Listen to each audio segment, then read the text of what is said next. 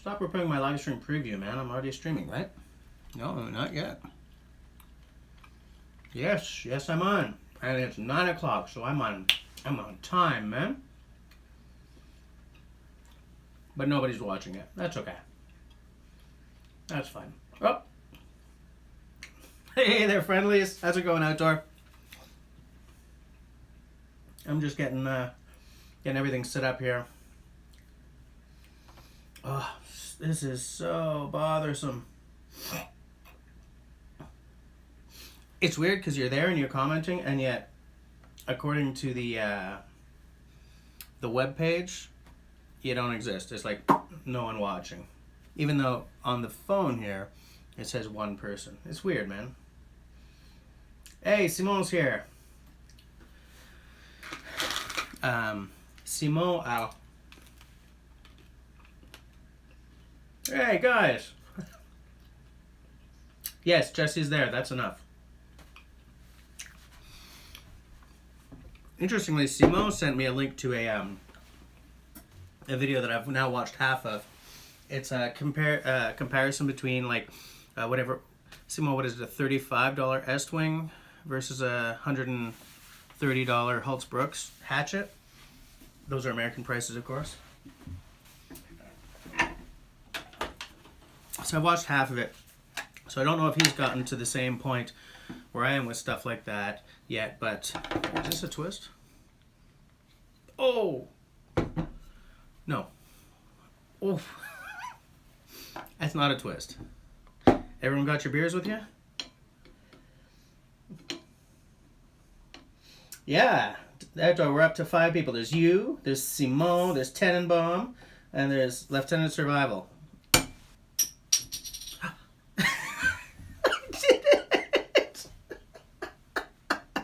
I did it. I finally did it.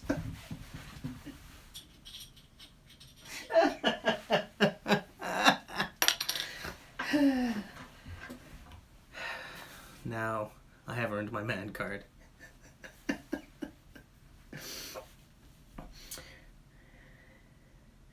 Okay, LT tonight's having Alchemist wit beer. I am having Goddess India Pale Ale, American India Pale Ale by the St. Bach Microbrasserie. These guys have had before, where are they? Saint Hyacinthe, I think? Saint Hyacinth in English. Yes. Calice. For those of you who aren't in Quebec, calice is a bad word, but it literally just means the chalice.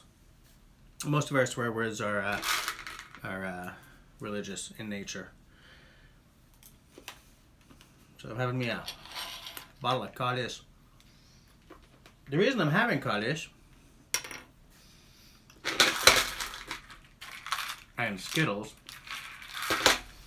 is because I've decided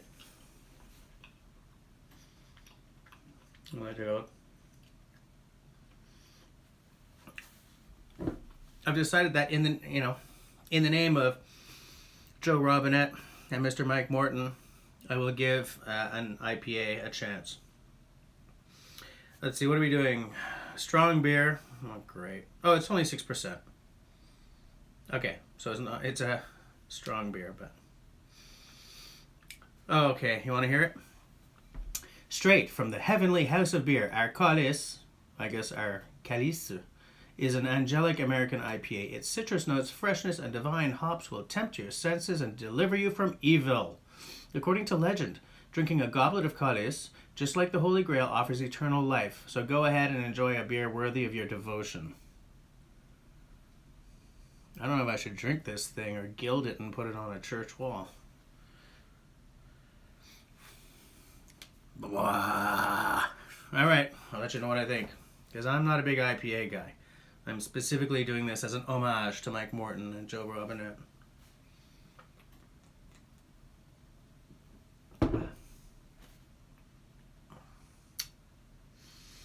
I would have it with a barbecue, I guess, like steak or something. It's not bad because it's not too heavy on the IBUs. The citrus is alright on it. It's a little more citrusy and a little less bitter, but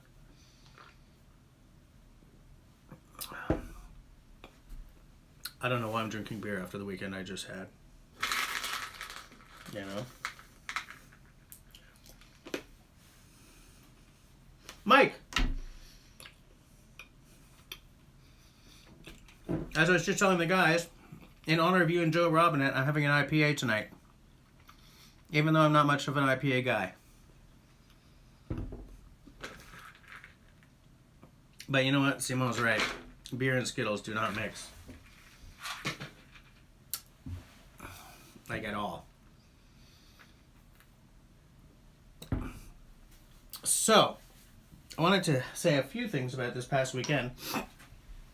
Because I was gigging for 31 hours between Friday and last night and Sunday night, there was no time for me to shoot a video. What I was gonna do, what I tried to do, was shoot some videos like at the gig itself. Like I brought my iPhone gimbal and everything. But it was...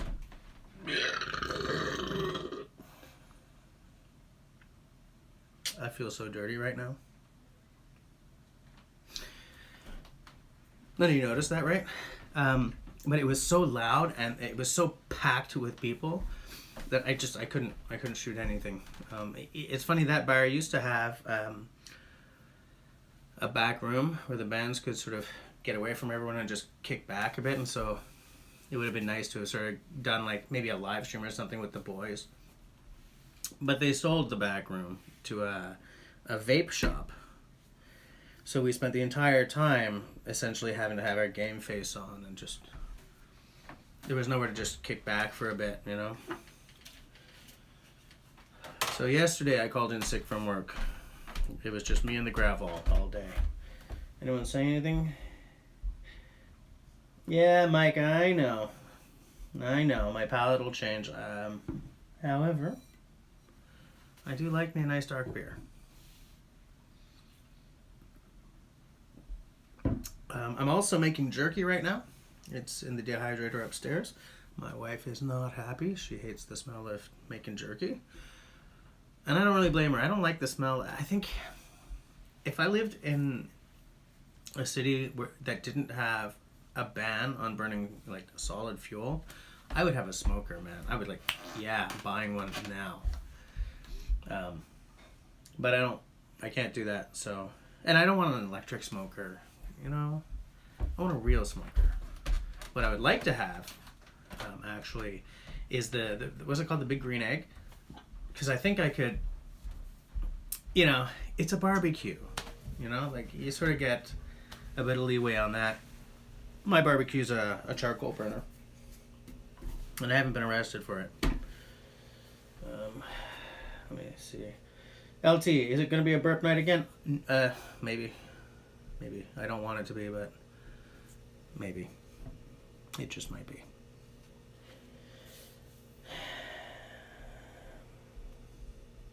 Outdoor, I haven't seen Elf. Yeah, it's the mix of IPA and Skittles. Bah!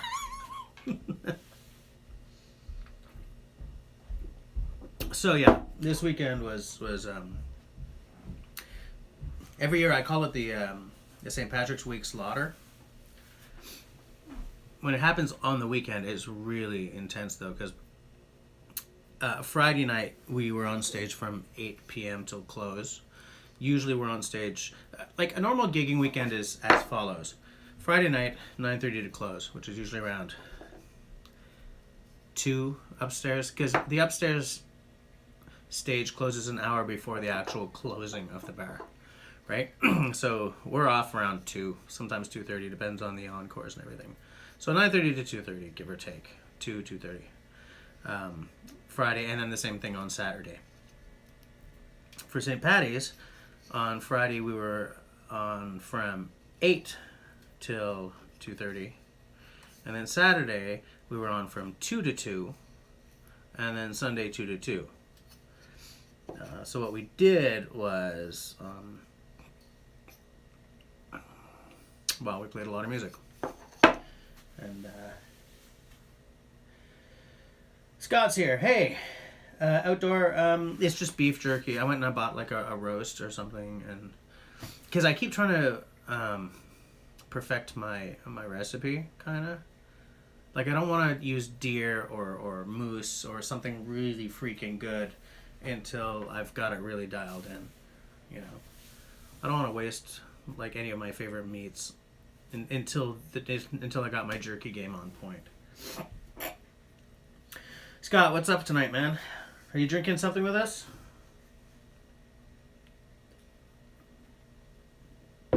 Simone just dropped me 2 pictures in messages. Let me check. Let me check. I do not see. Hold on. I have 3 browsers open, which is an irritating way to live my life, let me tell you. But it's because it's because it really is just because. No, it's because I use Brave for the YouTubing, as I've told you guys. But to keep track of my analytics and everything, all the plugins I'm using only work in Chrome. So when I'm trying to keep track of my own channel and like how I'm doing against competitors, just a stupid term for it, I have to use Chrome. But I've been using Safari for so long that like all my passwords and stuff, they're all in Safari. So like Amazon.ca, I'm using Safari. You know, and all this stuff. So I've always got 3 browsers open. It's really irritating. All right, Simone, what do you got? Oh, look at that. Simone just sent me pictures of some planes that I would kill to own. Really nice. Is that a chisel or is that like an actual a slick, a log slick? And hey, is that a Walters? Is that a Walters hatchet?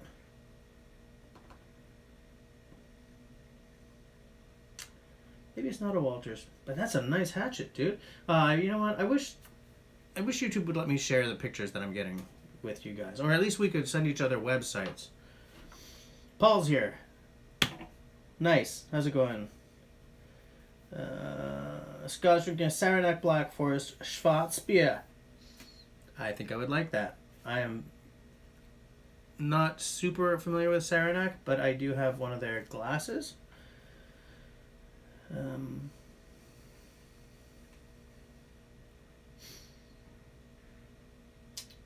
Oh, you're using a store-bought jerky mix outdoor. Okay. No markings on that hatchet, eh? Interesting. Interesting. Well, I don't really have anything new to show you guys. I thought I was going to have... I meant to do that. It's okay. It's a very cheap drill bit. I thought I was going to have the birch-handled knife all stuck together by now and everything, but I was in the prep for the weekendo gigs, and then I was doing the weekendo gigs, and then yesterday I was in bed all day. I called in sick, and I was all about the gravel. So I don't have much done. I feel a little let down by that, but you know, it's not like I was just sort of kicking around. Excuse me. One thing I would like to say about this fire kit that I did that video on, it's currently my only fire kit because I don't know where the hell I put my fire kits. I got this one, and here's Cody's, but I don't know where either of mine are. I came in from the video where I did the Vita Pro trousers, and I cleaned all my stuff because everything got soaked because, you know, we were standing in the rain, and poor Camille was trying to keep the camera dry and everything. Soaked. So I came home, dried everything off, you know, took care of all my tools, oiled everything up, blah, blah, blah, blah, blah. Took the tools downstairs. Fire kits went walkabout. I have no idea where they are. Don't know. Hold on.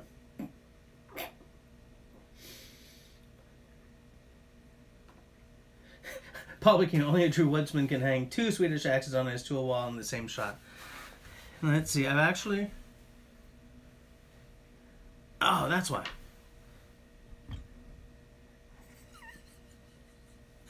You mean 3, of course.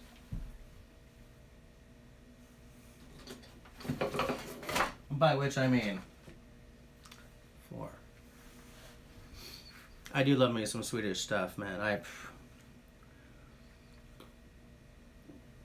Once my channel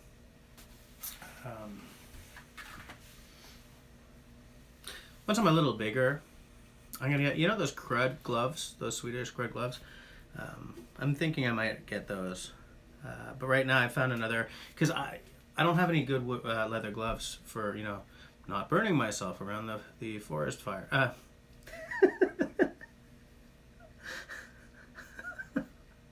I'm so tired.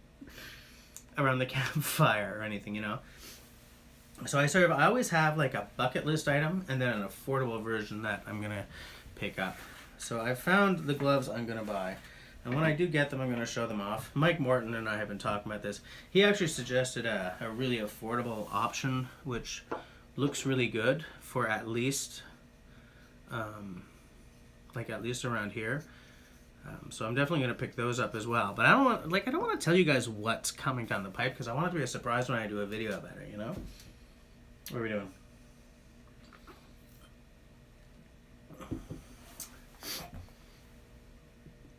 Wait, Outdoor, you saw Walter's Hatchet on eBay for $35 with shipping?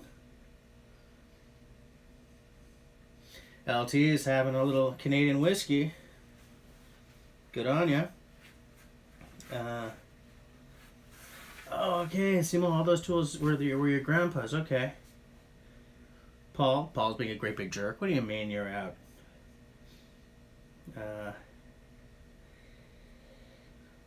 Yeah, always cool to have ancestors' tools. Outdoor, you're right. You know, it's funny because neither of my grandfathers kept any tools around. My dad, I mean, he's a carpenter, but like not like, you know, not stuff like this, right? I mean, my dad's tools are all like Skill, Milwaukee, Makita, stuff like that, you know, power tools, because carpenter, not a cabinet maker, not a carver. Well, actually, he is a carver, but you know. So yeah, I you know, when I see some guy who's gotten a bunch of ancient planes, I'm like, wow, man, enjoy those, because that's something special, you know. Hold on,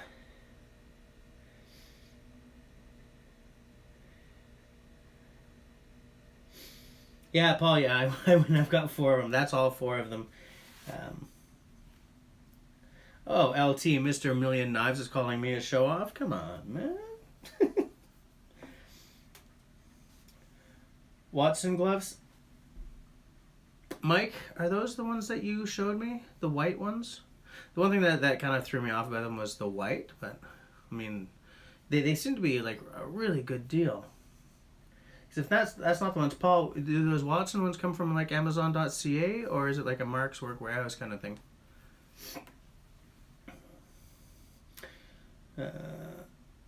Outdoor might be going for the Irish coffee. Let me tell you, after my weekend, I don't want Irish anything for the next little while.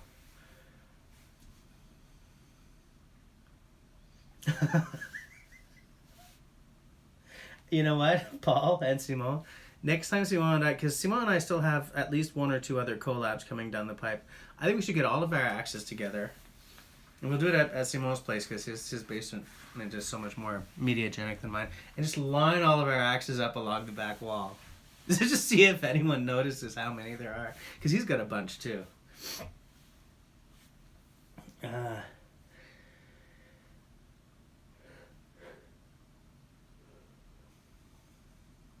Okay, yeah, LT, that's true. That's very true. You know what? I kind of have a yen for, what's it called? The Benchmade, the 940? Is that the one that Wrangler Star has? The thing is, it's too expensive, man. But like every time I look at that thing, the one with the, because I think there are 2 blade shapes, right? One that's like really pointy, and the other that's kind of a clip almost. Every time I see that clip one, man, I like what I see. 39 Camper. When was the last time I spoke to you, man? He's calling me a hoser, eh? I'm hosing.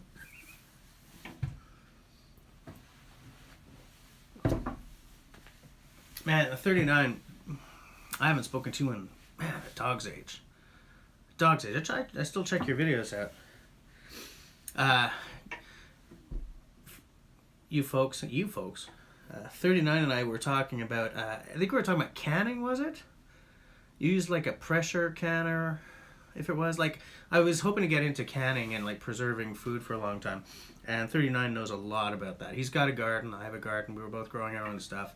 And I wanted to get into canning. But at that point I was still essentially unemployed. So ever since then, now that I've got a job, I've been trying to remember what that canner was. In fact, he gave one of... Did you do a giveaway with the canner that you use?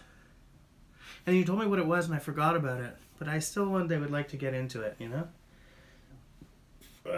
Oh no, I'm getting late. Okay, hold on. Outdoor. Oh, you got all your grandpa's tools. Nice.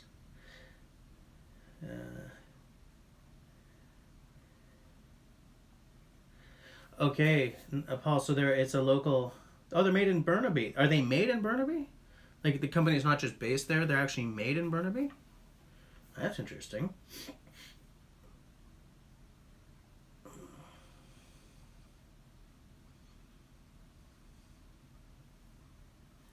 Okay, Paul, see you soon. Yeah, it's funny, I get a lot of my ideas these days from Mike. Like, about stuff to equip myself with. He's the reason Did I show you guys this?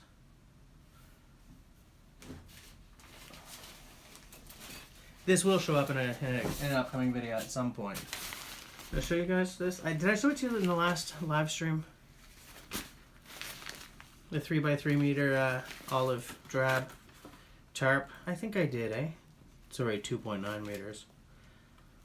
Which, if you're old or American, is 9 feet 7 inches. Apparently it's 100% waterproof. It's ultralight and compact. It's versatile and it's durable. Yeah, because I remember telling you guys that it smells like Chinatown. Never mind. Thought I had something to show you guys, but I don't. That's okay.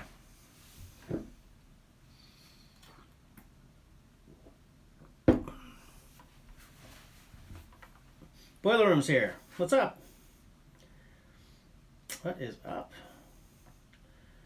Getting a nice little crew together here. I think doing these on a regular basis every Tuesday at 9 is the way to do it, eh? Because everyone knows when to expect a little of the Jesse magic. Oh, I wanted to show you guys something that kind of irritates me. I think I sort of hinted at this in a video. But, like, what do you guys think? How am I going to deal with that? Is that like a Gorilla Glue thing, or do I jam some epoxy in there? What do you think? Because I want to fix this. I don't want, like, you know, come on. It's Camille's. I want it to work forever.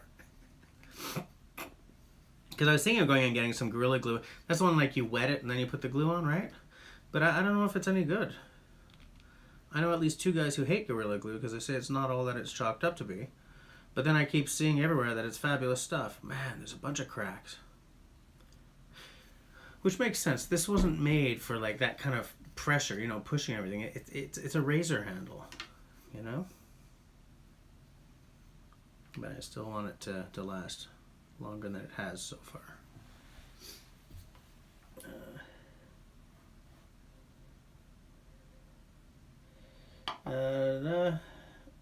Scott, older American. Did I say that?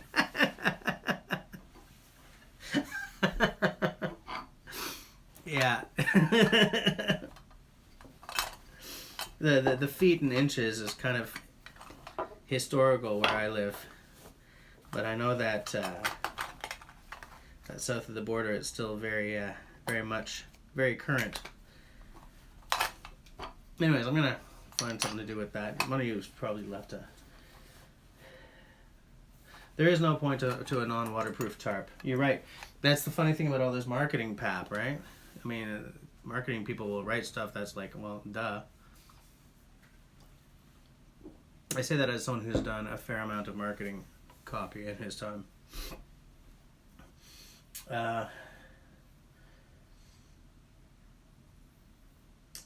You know, I do want to make some handles. I don't have a lathe, but I have a sneaking suspicion that I can turn my drill press into like a makeshift lathe. That's what I've been thinking about lately. My garage is behind a wall of snow right now, but as soon as I can get in, I'm thinking of maybe trying to do a little, trying to work out a lathe-like situation with the drill press. Because I don't know if it's like, I don't know if it spins fast enough or anything, but it might be worth trying. I just don't want to, like, I don't know if it's possible to burn out the engine or anything because I'm pushing, I don't know. It's just something I've been playing with in this little head of mine.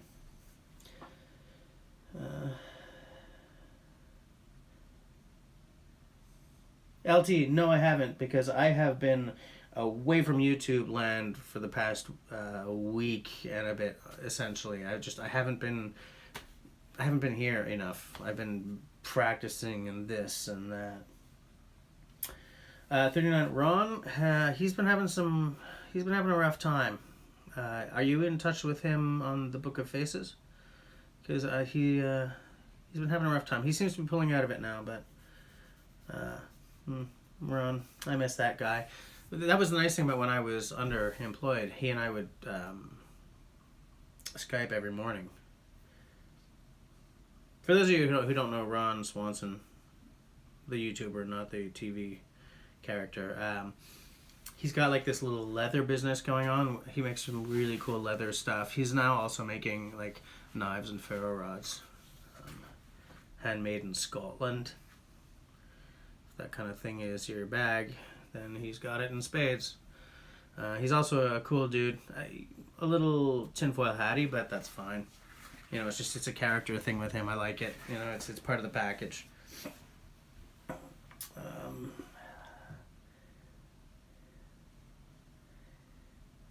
Yes, a non-waterproof tarp would definitely be a sheet. And I have many sheets, so I did not need to buy a sheet. The tarp, on the other hand, will come in highly useful.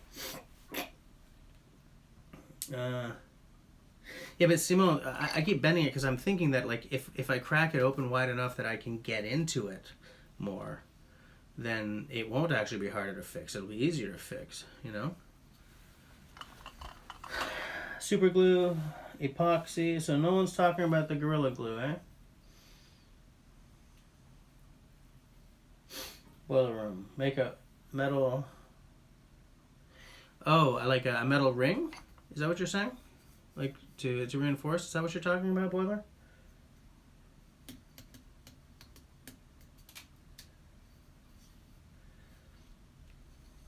Yeah. Well, there's one of the problems. Which actually will make it much easier to fix this. You know what I'm saying? I'm just going to fill the thing full of... I almost used a bad word there. Like, I'm just going to fill that funny little thing full of epoxy and slam this right in there. Problem solved. Bob's your uncle, as nobody says anymore. What the hell does that even mean anyway? Bob's your uncle. My uncle's name wasn't Bob. Silliness. Silliness, I say.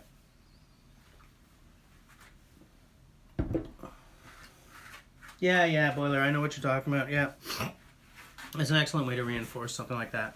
And that's why they did them on the old Stanley chisels, right? If Mike is still here, Mr. Morton, what are you drinking tonight? I want to know, because you always drink something interesting.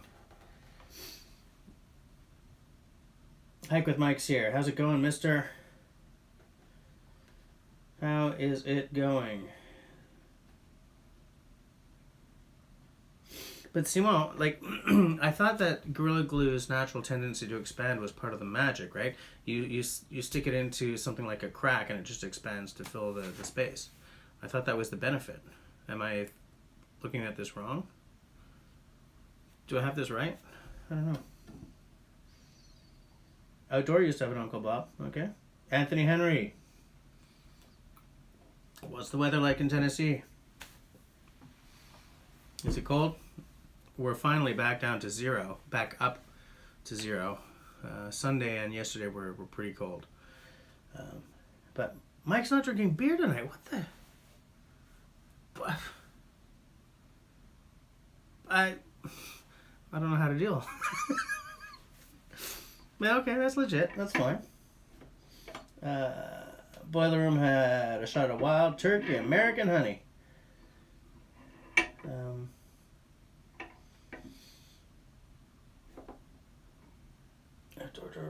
Wood glue the handle, then epoxy the ferro rod into it. Man, I could do that.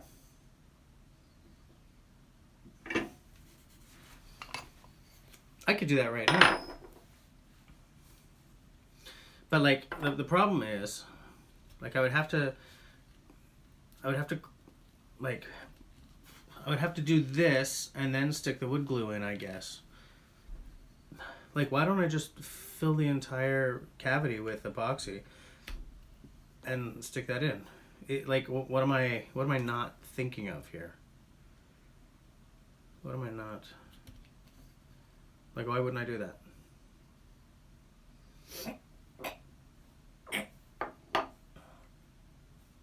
Anthony, Tennessee is rainy and cool. Okay.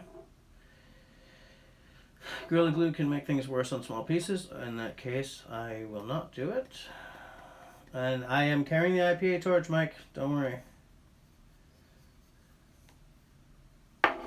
So, like, no, but seriously, guys. What if I just took this epoxy, filled the cavity, and stuck that in? Can you think of any reason why that wouldn't work? Like, aside from the fact that I would have to... Can you think of any reason why that wouldn't work?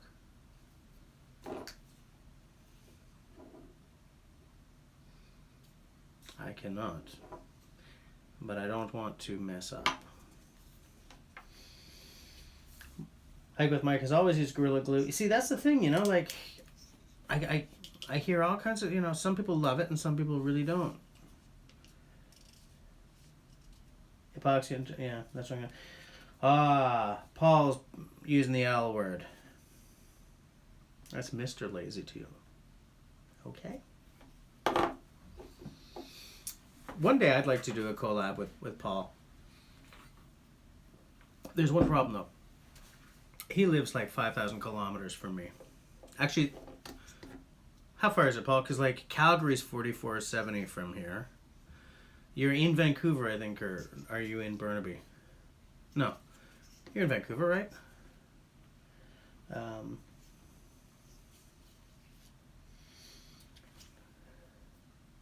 No, Paul, I'm not turning a new handle from unobtainium because I have one of the last unobtainium trees in existence. It's a very endangered species. It requires a lot of care to keep that tree alive. And if I take off even the smallest chunk to make a ferro rod handle for my daughter, I may do irreparable harm to the tree, to the remember to the species, and by definition, the world. Do you want that kind of guilt to be weighing on me as I try to sleep, as I try to go about my day, as I try to work, as I try to eat, as I try to enjoy life? Guilt. Guilt. I can't handle the guilt. I will not use the wood of the unobtainium tree for this. But if I was, something for my daughter would be the thing that I would do it on. I'm gonna do something. Oh, you're Burnaby, okay. Make a deer antler handle.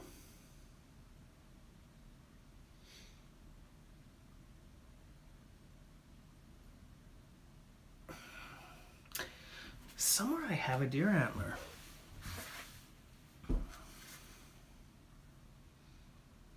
When we moved here, a lot of my stuff got put into boxes and like it never came out of my stuff. A lot of our stuff went into boxes and it was like, one day we're going to finish the basement and we're going to put up bookshelves and we're going to blah and blah and blah. And it's just, you know, once you own a house, your money just disappears. And I ain't kidding, and most of you probably know what I'm talking about. What I'm doing right now is looking for a tiny, tiny stick. So what I can just do is go squitch into the hole and mix it up in there.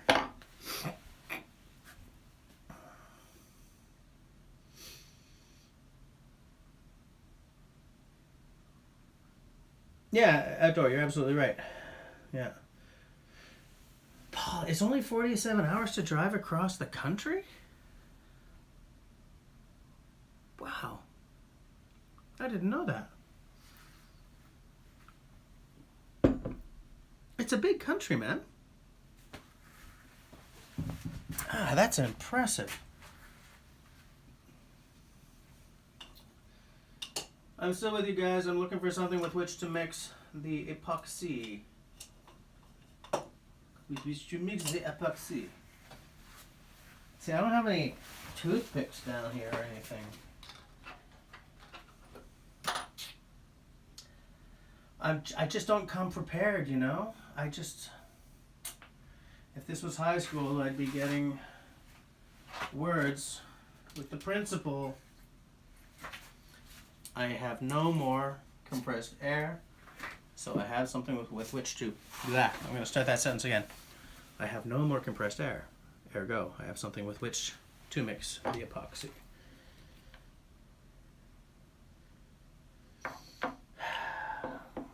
Simo, why you gotta be ruining my fun, man?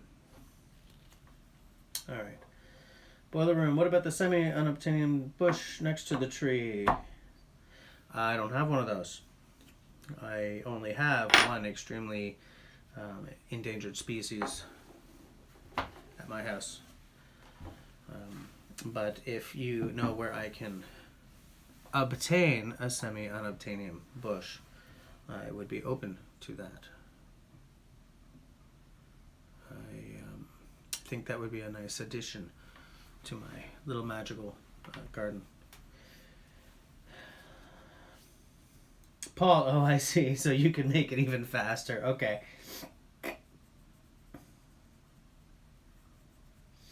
Alright, you know what? I will make do with that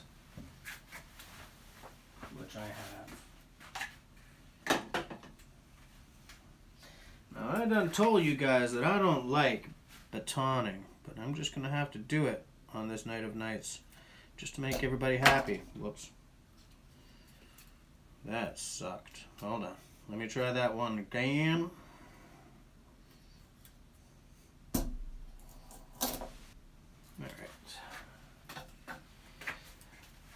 Making a toothpick, all in the name of entertaining you folks.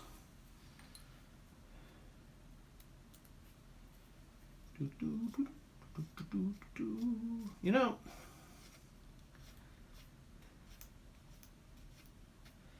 as I there we go. What do you think? Good, right?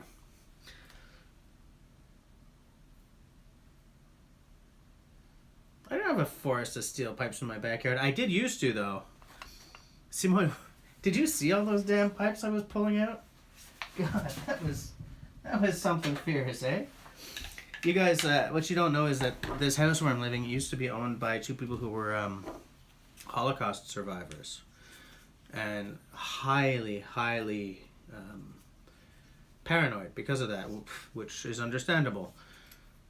And so the house was surrounded by 8 feet of that frost fence, you know, the wire, what's it called, chain link? And then on top of that there was barbed wire. And along the lower parts of the roof there was barbed wire. And there was chain link fence all around the front yard and right up between, like, I'm in a semi-detached, you know, a wartime house, right? So house attached, and then like a double driveway, so that each, you know, and then house, double driveway, right up the middle of the driveway. It's just like, oh. And in fact, where I'm sitting, this used to be a panic room. On that door behind me, there was a lock at the bottom of the door on the inside, and over there, behind that wall, by which I mean door, which you can't see because, let's face it, the camera's facing this way. She was a judge and he was a chemist, and there was a chemistry lab in there. Like, you know, with the hoods that you bring down so that you can work in, like, the glass thing in high school chemistry class, so you could work without gassing yourself to death.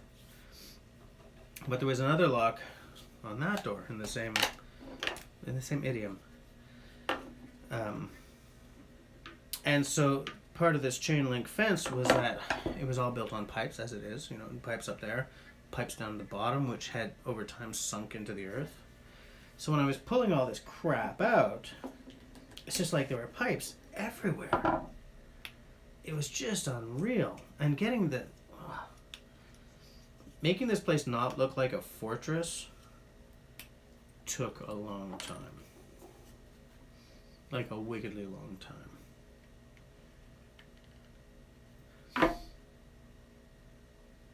Interesting.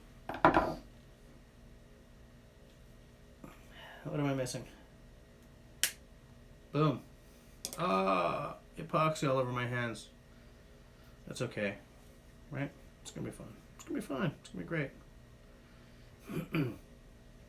Oh, but you know what isn't gonna be great? These are too wide. I'll just have to angle it. Okay. There we go.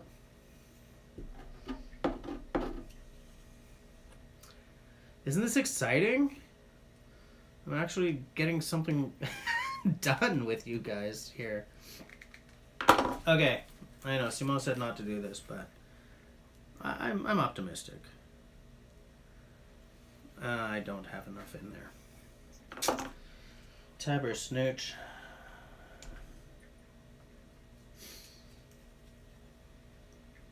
But yeah, I sometimes wonder, you know, like neither of them are around anymore. Because, you know, age does tend to...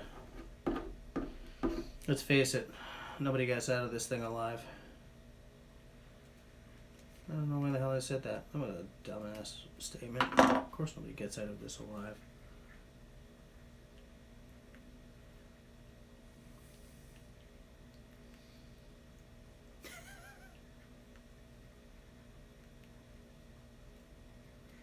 Oh, I poured way too much epoxy in here. It's okay though, don't worry. No problems. What I will do is I will stick this in, and as I stick it in, am I putting it in the right side? Yes, I am. As I stick it in, I will move it so that the epoxy goes into all those little crackies. All them little crackly boos. Okay, and now I'm going to reach behind the camera like a true magician. And bring some They Scott that well, as we say around here. And clean that up. Jeez, get it off the ferro rod, dude. Crappity. Here's me without any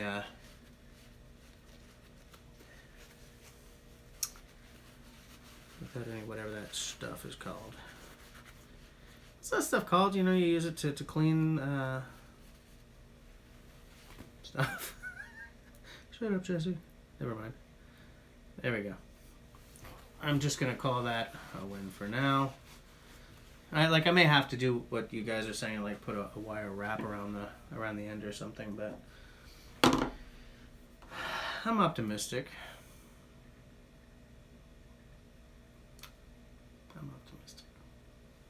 I'll put that there to dry.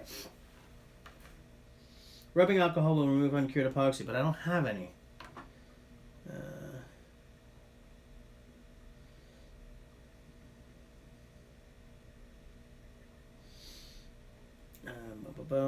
Save them shavings for my fire kit. Oh, dude, I gotta show you something. You want to see shavings for my fire kit? See this? I got me some shavings for the fire kit. Don't you worry about that. Let's bring you a little closer here. There, see? I feel so much closer to you guys. Boiler room, there are refreshments. Come on, I'm getting refreshed. Check it out, man.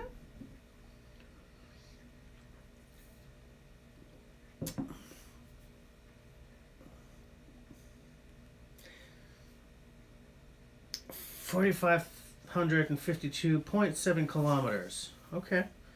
That's not as far as I thought it would be. Because I thought, like, that was where Calgary is. Interesting. Yeagerheim Farmers here.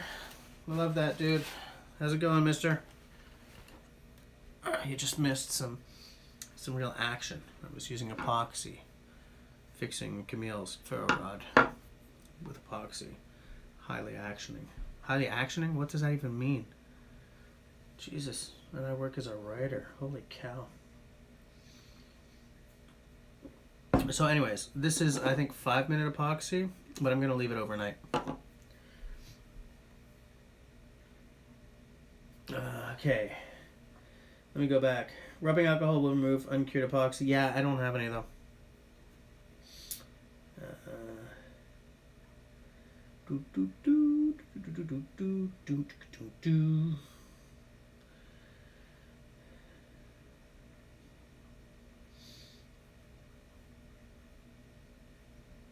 Yeah, quit futzing with it for 24 hours. Yeah, exactly. That door. Hours behind again. Hey now. Outdoor. Yeah, I do watch The Good of Land on occasion. Not all the time, but I do. I have watched them on. I think I discovered them through Wrangler Star. Like, he was doing these axes that he was like dimpling.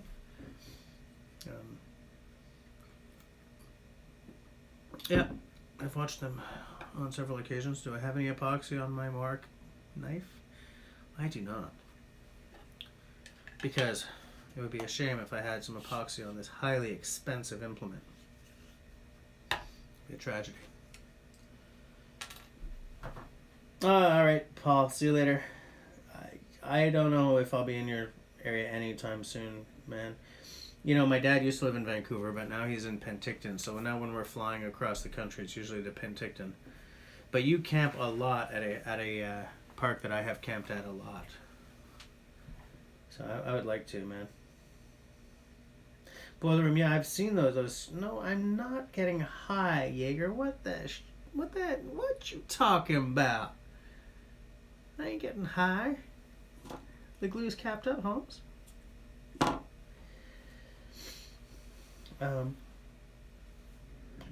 Excuse me.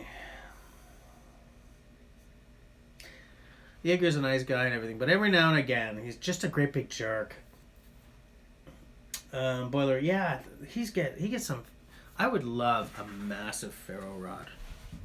I keep looking at. I used to spend a lot of time surfing. What's it called? Firesteel.com. But at one point they weren't shipping here, and then when they were, it was hugely expensive. And I keep looking for like the next huge. I want like a big 6-incher, you know. Ferro rod.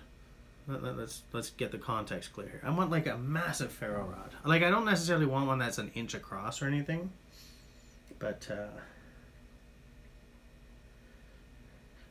Paul, felt markers, okay. But you know what? If you can get to Penticton someday, like maybe we can work something out. It would be really nice to just do like an overnighter or something, you know. I think that'd be fun. We would do hammock camping. I think that would be cool. But Boiler, do you know where he gets those huge ferro rods?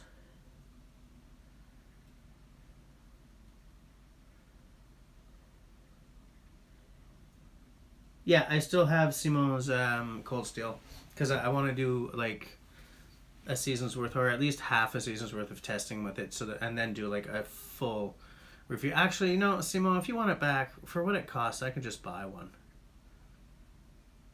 Maybe I'll do that. I'll just buy one. I mean, they're cheap as chips, right? I mean, but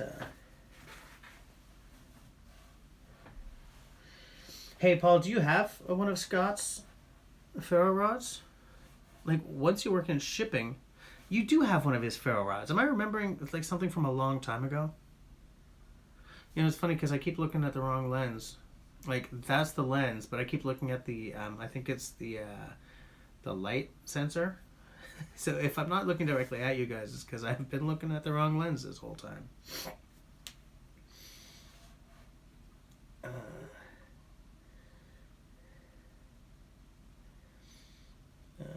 Jägerheim, of course you've been lumped in with Simon Forget. You both know the coolest guy in town. That was a terrible thing to say. I'm ashamed of myself, deeply. Outdoor, yeah, you've probably got something, a huge ferro rod, eh? Oh, God, guys. The single entendre is getting redonkulous. But yeah, I have some. The thing is, my draw knives are actually, that's true. I've got that tiny one, but I like a ferro rod handle that's been spun, turned. I like the sort of the roundness, you know. I think Jack Lore at one point was making them square, like tapered but square in cross section, and they were really nice too.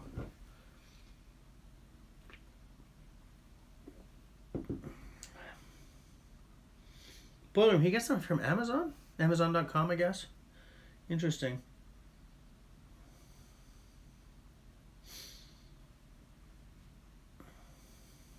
Yeah, 1/2 inch wide is good. By about 3 inches long.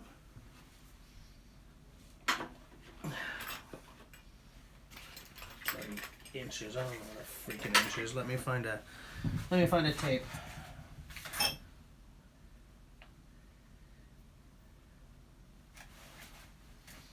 Where did I put my freaking tape measure?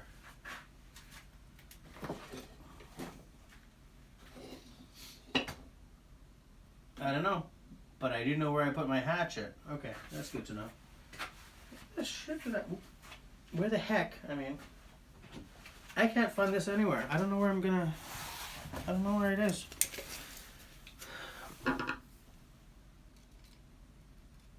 So this one here, from stem to stern. So this one was like a 3 3/4 inch length, because there's about that much in there. So right now it's like 3.5. It's a good size. Oh, Simone had VPN problems.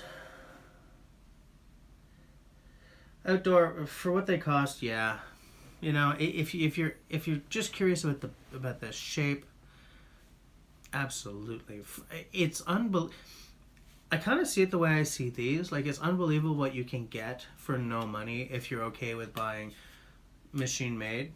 You know, because these are essentially punched out, right? I mean, maybe I'm being uncharitable. Yeah, no, I mean, they're mass produced. The Cold Steel is mass produced. It's made in China, but it's a $14 knife or a $17 or whatever it is. It's just an excellent way to discover the ergonomics of that design. You know, I think you can't go wrong. You just can't. You know, if I had like a scout troop or something, and I don't know if it was still legal to let scouts have knives. I don't know. Paul would know this. I think he's gone for supper though. But like, outdoor, you got a 1/2 inch by 6 inch. How much was that?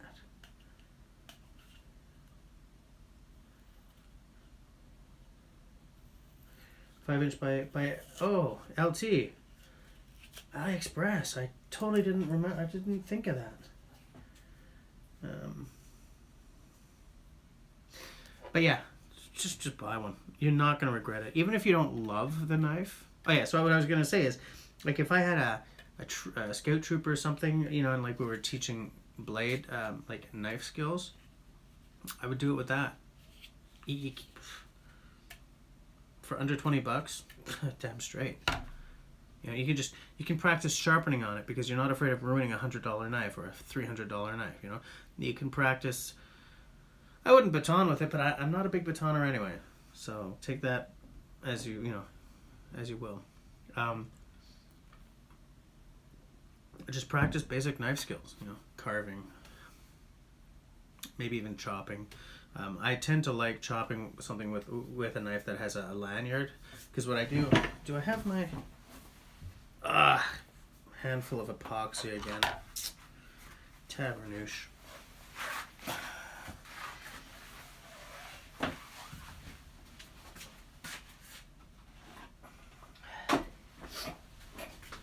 When I'm chopping, what I like to do is hold it here and sort of, I don't really, hold on. Do I have something to chop here? How the heck do I do it? Like, because I just do it, right? I don't think about it so much. Let's not do it into the epoxy because I want to be able to burn this wood.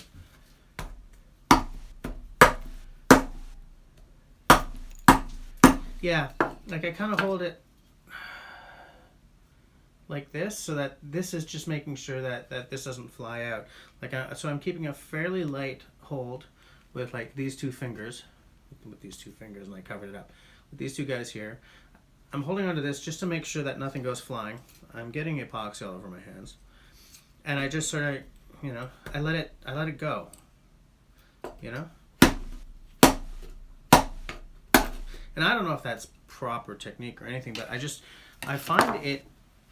I have just enough grip that I can control it, but there's a snap to it that I find gives it the impact, like a nice impact. Whereas if I was holding it and ink, it wouldn't be the same, you know? So, like, you know, chopping with the cold steel, it's fine and everything, but I mean, I tend to prefer something with a lanyard, you know? If anyone wants to order one, please use my Amazon link. I need someone to buy some stuff. Otherwise, they're going to kick me off.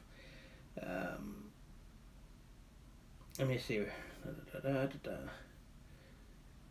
Wait. Oh, I'm getting late again. Sorry, guys. Okay. Outdoor ordered a 1/2 inch by 6 inch off of eBay. That's a nice big ferro rod. Was that with a handle, by the way?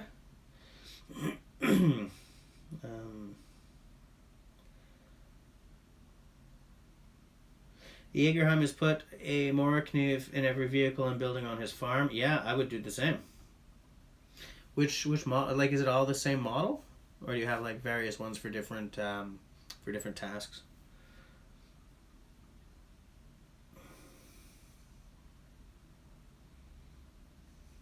Outdoor. I haven't ordered a real steel. Okay, last time we had a live chat, a bunch of you talked to me about different knives, and I've looked at all of them now. Real steel, I took a look at. I haven't ordered anything yet because I'm not ordering a bunch of stuff right now. I think my next thing is going to be gloves. But yeah, I looked up real steel, and they look like pretty cool knives. Like the shapes and everything look. I mean, I don't see any problem with them. That's for sure. I also looked up. What was his name?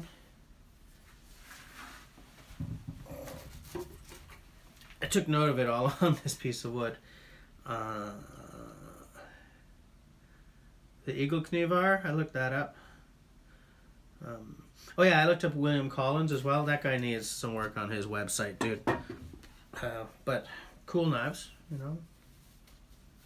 It's funny how like so many people don't ever look past like Adventure Sworn, Jacklore, and Woodlore, or like Becker,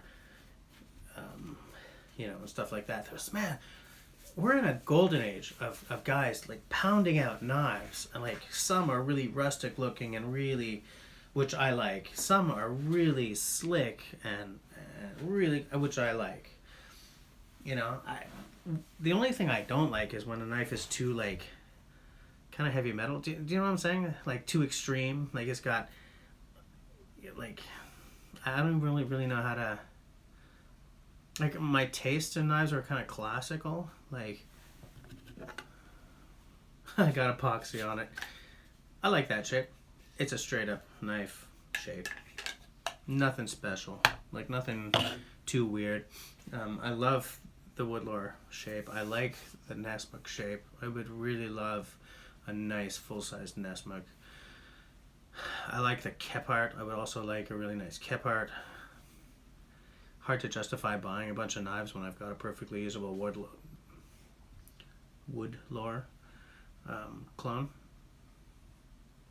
made in Australia. But you know, they're like, I like older designs for the same reason as like when it comes to rifles, I like 303 British. It's my favorite round. I would love a completely original Lee Enfield, like a 4, you know, not the World War I, but the Mark IV. The number 4, sorry. Mark 1 or Mark 2. Not the Mark 1 Star. I don't like how they cheaped out, you know, because they were trying to pump them out as fast as they could. You know, I like... my hunting rifle is a 270 Winchester. I don't like stuff that's too modern in terms of tools. I would love a nice 30-30. Like a Henry. I've been talking with, I was talking once with Jaeger about levers, because I've always had a real yen for a lever. 30-30, you know.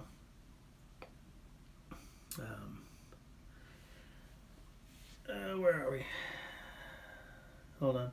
Simo, no handles on your ferro rod. I think I knew that. Jeff, our videos, how's it going, man? Further...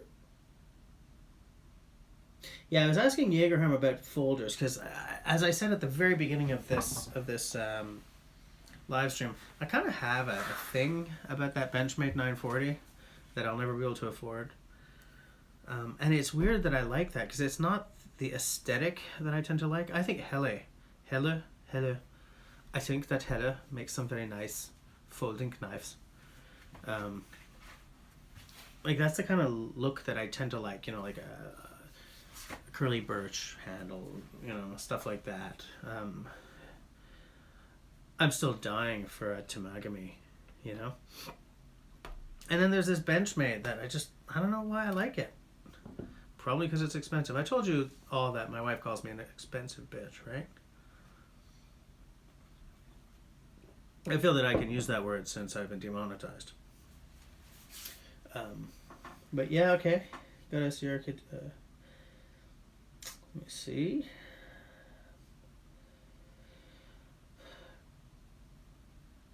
Hold on. Oh, land shakes. What I meant to say is land sakes, I'm getting behind. Sorry, guys. Boylan's got the more with the fire still in that. Oh yeah, the Light My Fire, the one that you... Yeah, I know what you're talking about. When I was really just starting out, I wanted to get that. I walked into Mountain Equipment Co-op specifically to get one, and they were out. And I just never got one. I guess maybe that was the universe telling me not to do it or something, but I think that's a really legit choice. It's a nice package.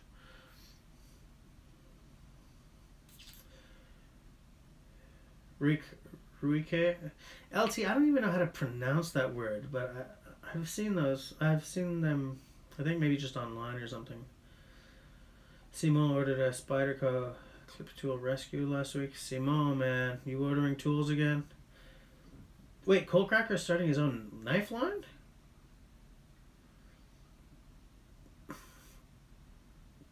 Outdoor wants a Nesmix knife as well. Yeah, man.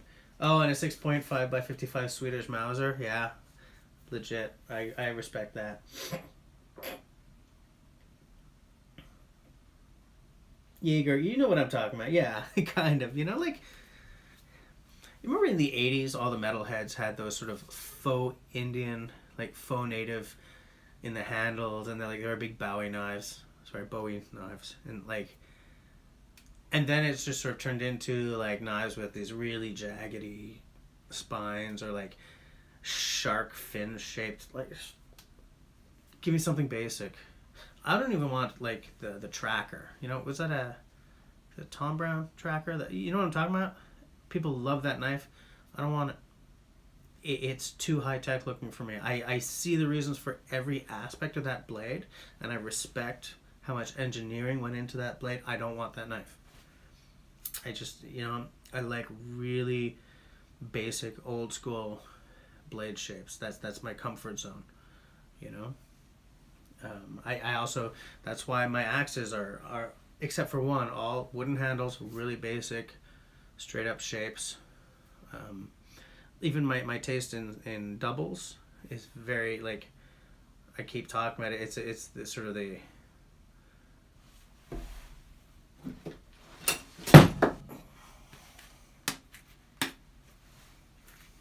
Is this even it? Like, about that extreme. Like, you know the ones that go really... The throwing axe shape? Don't want it. Don't like it. You know? I got real classical tastes and stuff. Which is funny because when it comes to computers, I like some hush stuff. But okay, I gotta catch up here. Where are we? Raindance, yeah. LT, your dad got a Marlin 3030. For a long time I was looking at Marlin. I've recently switched over to sort of jonesing for a Henry. I'm looking for the English word for depuis. Depuis que j'ai parlé avec Jaegerheim Farms, là. What the hell's the word I'm looking for? Since talking to Jaeger. I've always sort of kind of liked the look of some of the Henrys.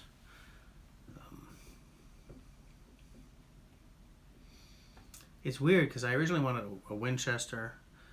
My hunting rifle, my main rifle is a Winchester Model 70 in 270 Winchester. It's like one bit, you know, one unique, one unified package, right? With a Nikon scope, just in case anyone's wondering. So I was looking at the Winchester levers as well. Then it looked like the Marlins were a better thing, a better go for me because I wanted to put a scope on them, and they had like the side eject instead of the top, blah blah blah. But man, when I discovered that the Henrys, some of those look really cool. When I say look, I don't just mean I'm looking at them on their website. I mean like what I'm reading about them. It looks like Henry's kind of the unsung hero of the lever market these days, you know. But like when I was looking for the Winchester, it was like the 94, I think, if I remember correctly. Because I would love to get an old. I don't need something to be brand new. You know, I don't even like. I don't want a collection of guns.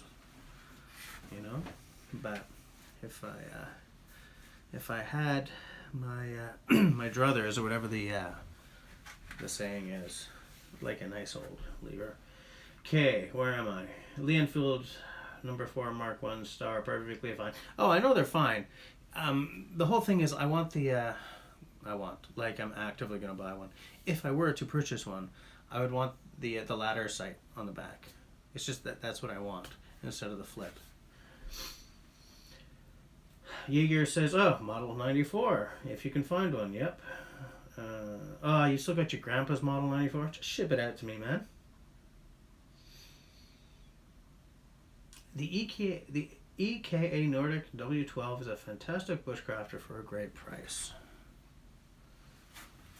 I'm going to look that up. Crap. EKA. Yep, alright, that's fine. I meant to throw the pencil.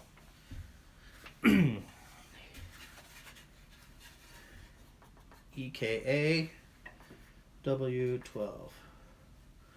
Let me guess, it's going to be like $1 million, right? Because everything's more expensive in Canada. Okay. Simon. Okay, the pricing in Canada, great. Oh, it's pronounced rake? Okay.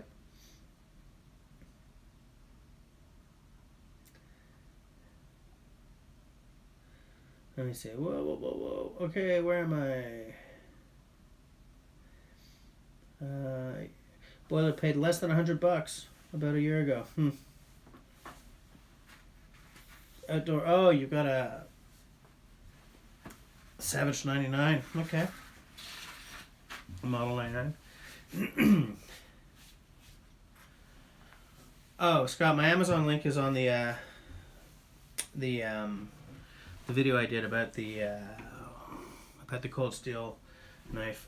When I first put it up, the link for Americans didn't work, so I fixed that. I think I fixed that. Hold on. Epoxy again. Schnoot. This is not. This is not the way I saw tonight going. Amazon.com.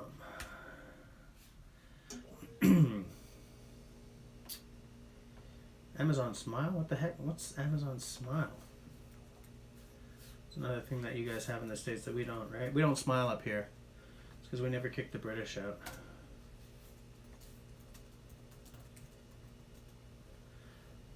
That didn't make any sense, did it?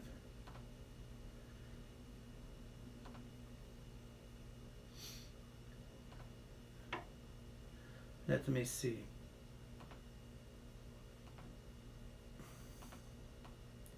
Sorry, folks. I'm just checking on something here. Whoops. I'm trying not to get epoxy on my keyboard. So I'm trying to type like with...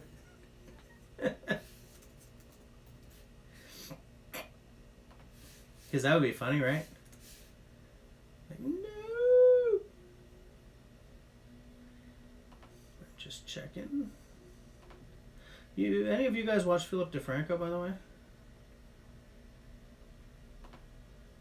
I'm just asking that apropos of nothing, but I just noticed he's got something up, and I watch him every day, so after this, that's what I'm gonna do.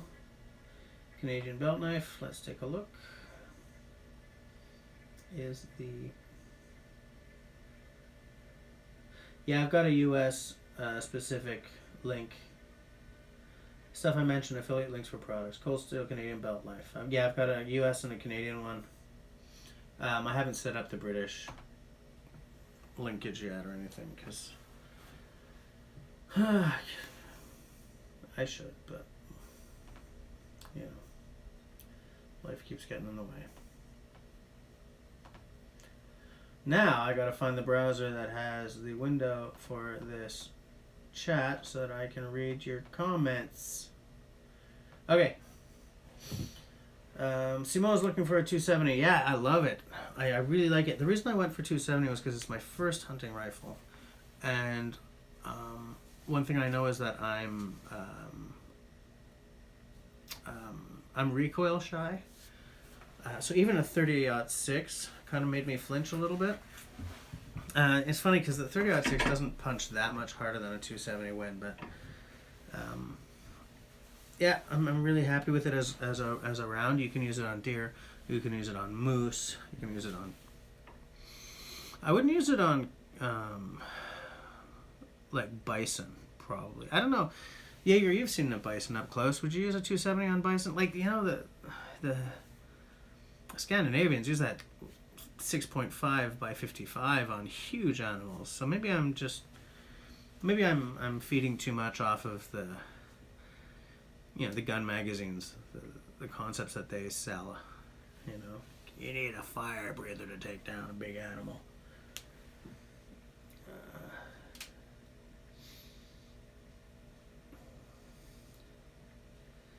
Remington 721 and 30-06, made in 1978. If I was to buy a Remington, it would have to be old. And of course, I guess a lot of people feel that way since they're in bankruptcy protection at the moment.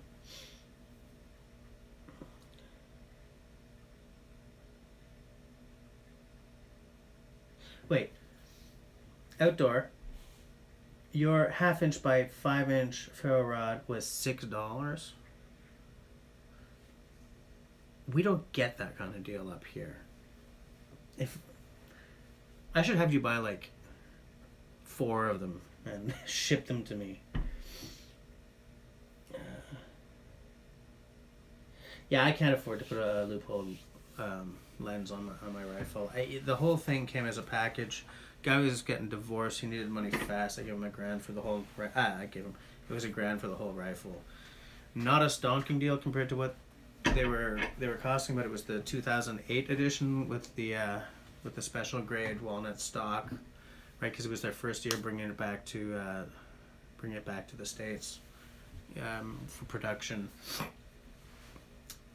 The gun was like $1,000 US or something. I got the whole package for like 1,000 Canadian. Wasn't a fabulous deal, but it's a really nice gun. But yeah, I can't really afford to go putting in. And you know, for the price, the Nikon glass is really nice. It really is. Like they clock way above their weight in terms of what it costs to get a nice Nikon lens. If I had some money, I would definitely. You know, I used to have those loophole catalogs, and I'd be just looking at stuff and thinking, man, buying lottery tickets.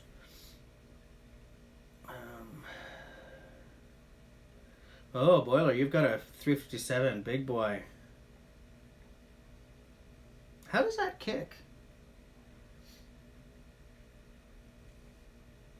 Because a 357, that's another like old school round that I would like, you know. Let me see, Jaegerheim. You have a Seiko. Wow, you got a Seiko? Wow, that's some expensive stuff, Holmes. Outdoor, you ought. Oh, a Mossberg, really?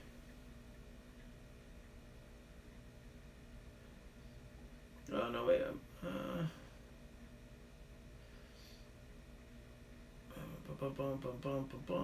Wait, go back. Wait. Oh man, okay, I'm so late. Okay, hold on, I'm going back. Boiler doesn't have a collection, only about 8 or so.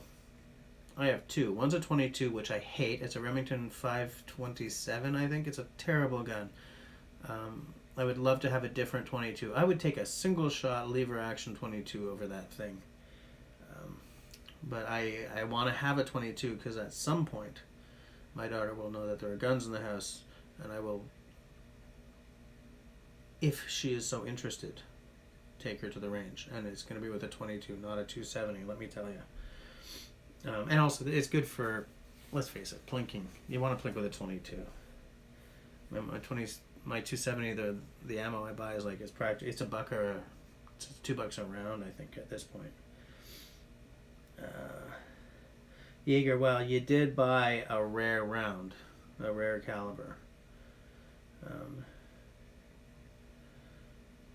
EKs are nice. Jesse wants to T and A on an old. What's T and E, man? Boiler?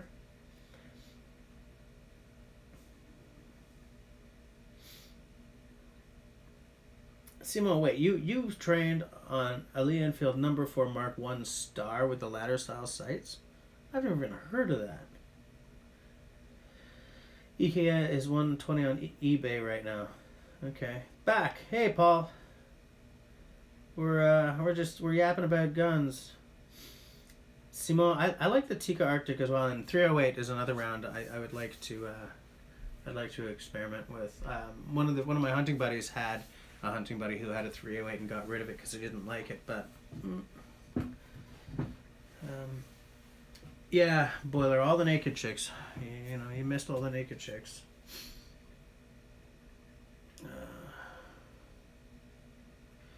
LT, you're talking about the EKA, right? Yeah, 162.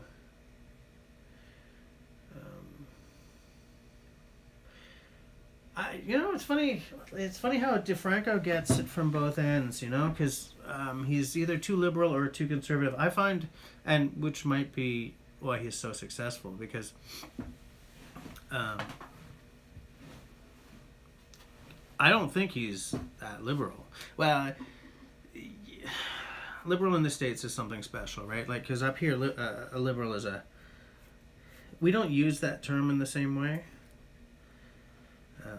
Because in most Commonwealth countries, a liberal is either a centrist or a slightly right. Like if you're in Australia, the Liberal Party is definitely a right-wing party, you know? And in Canada, they're centrist, light-right kind of thing. But I know what you're talking about, liberal in the American sense, as in kind of a lefty, and I don't think he's a lefty at all. I think... In fact, I think he trends toward the libertarian. What I like about him is that he calls bullshit no matter... See, I went and used one of them bad words again. Sorry, guys. He calls bull no matter who the politician is. And I respect that because, like, I tend to... I like to think of myself as someone... Oh, low battery. Hold on, folkies. Hold on, folkies. I gotta fix this. Okay. Boom. We working? Okay. I plug my battery pack in. I tend to respect someone who can take down the politicians on both sides of the spectrum.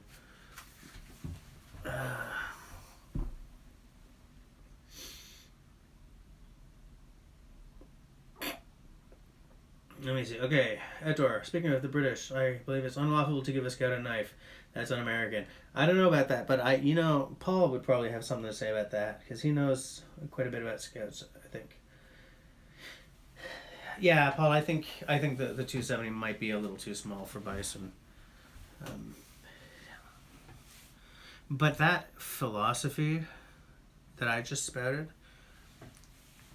bugs me because what it says is that you're not good enough to hit the vitals.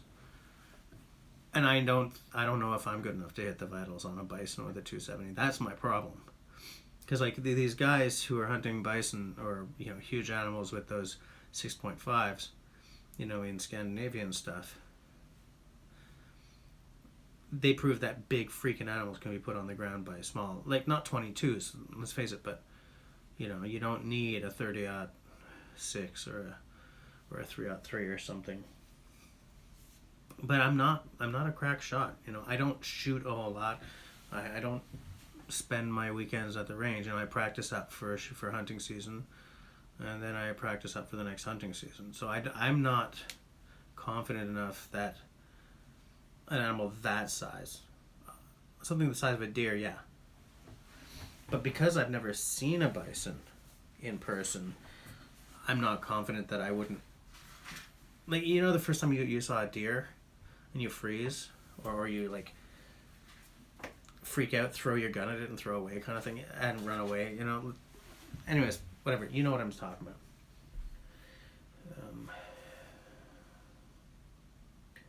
Yeah, 30 odds,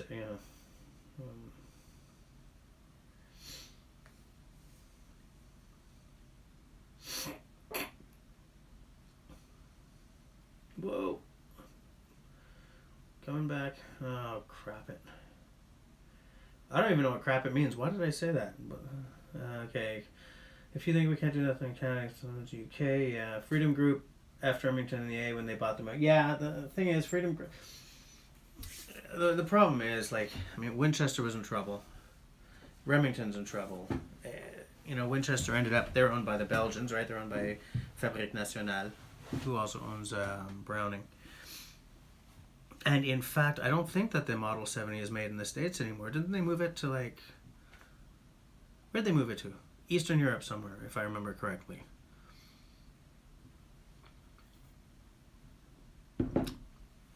The gun industry in the States is in trouble, man. The millennials ain't buying guns. And whether you like it or not, they're the next big demographic. So I don't know.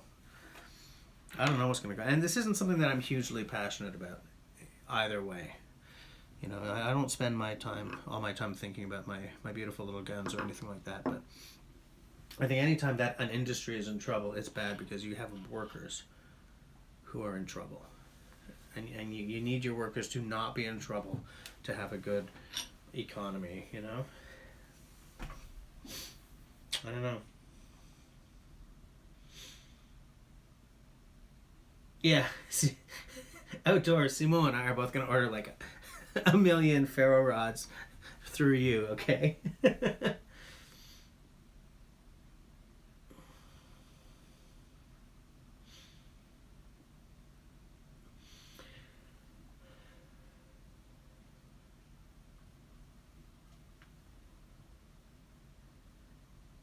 Yeah, Paul, I don't even have a shotgun yet.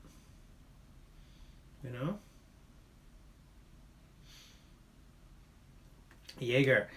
That's the 7mm Magnum. I've been thinking of, if Camille likes shooting at some point, maybe I'll get her one of those because everything I've heard or read or seen of that round makes me think that it punches above its weight in performance versus not kicking the crap out of you, even remotely. So I think it's like an unsung hero. Excuse me. Boiler room, yeah, thank you for saying that. Because, now my yen for Henry isn't reduced at all. But I've heard that they're very smooth before.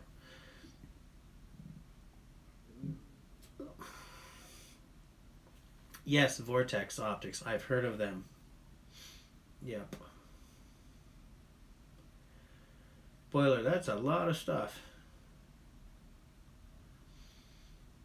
So you got what, a 12 gauge and a 410, or is it a 12 and a 12 gauge and a like a what, 16 or something? What do you got? Oh, test and evaluation. Okay.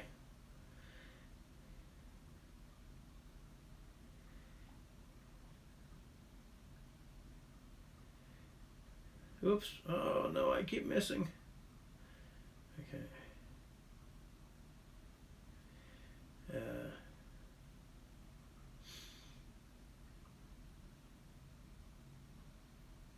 Simo. Okay, you got a Turkish made 12 gauge. Okay.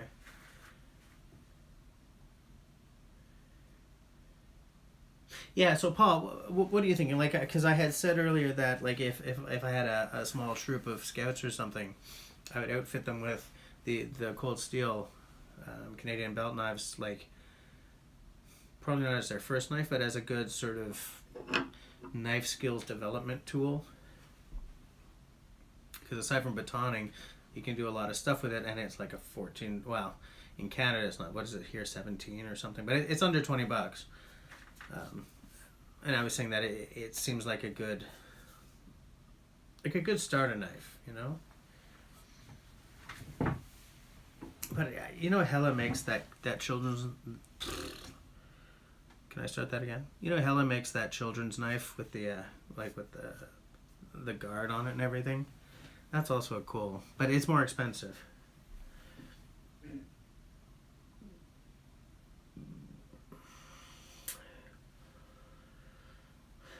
Boiler uses big ammo to make sure he gets a humane kill. Oh shit! Sorry.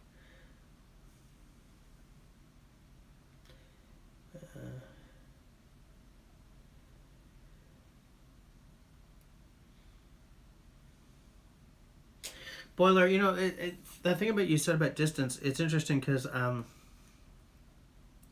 that's really context specific. Because here in Quebec, you don't do a lot of hunting at fast like ranges, you know. So like my 270 is kind of wasted here, you know, because the fact that it shoots so flat for so long doesn't matter.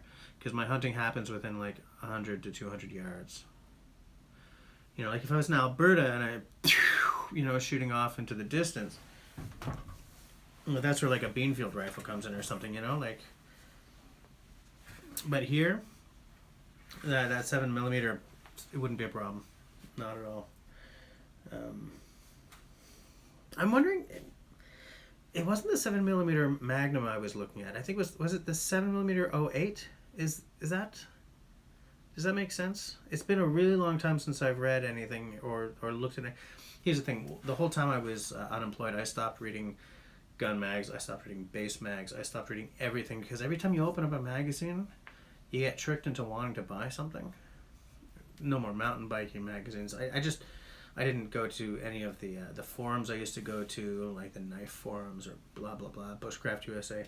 I stopped doing all of that because you always end up in what in the bass playing world we call GAS, which is Gear Acquisition Syndrome. So I don't like I'm no longer informed on anything. But I think it's 7mm 08.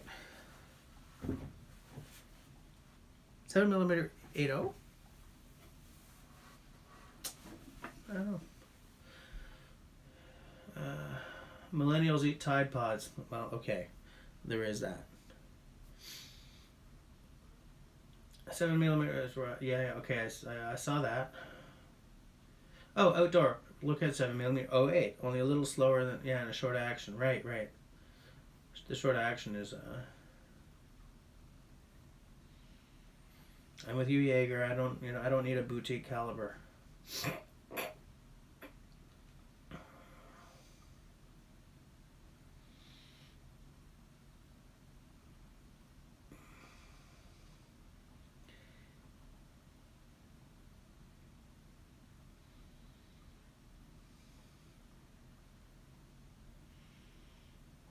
Paul, okay.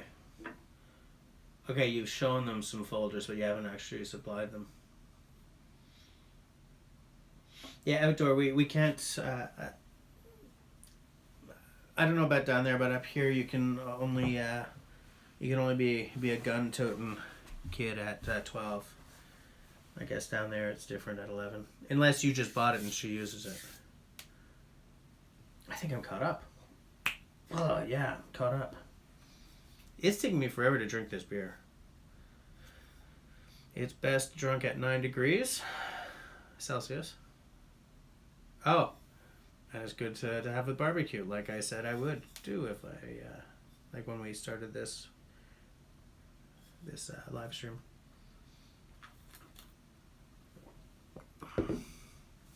Fortunately, it's cold as hell in this room, so it's probably at 9 degrees.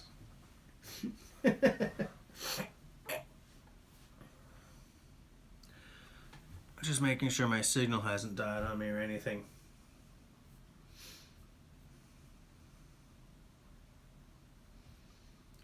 Just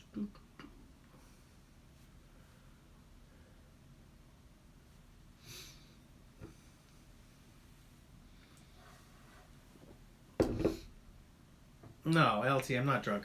But outdoor, I think one of the main things that I look for in a round is I have to be able to find it at Canadian Tire.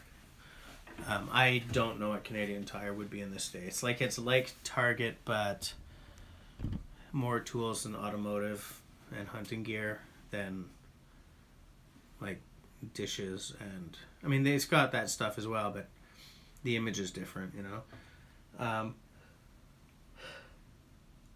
I like, I like rounds that you can find anywhere. Old school as hell. Bog standard meat and potatoes rounds.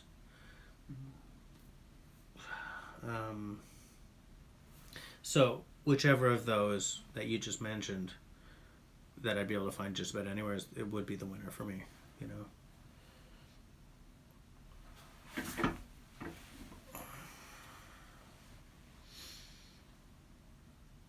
Yeah, Smith. Yeah, they own Schrade.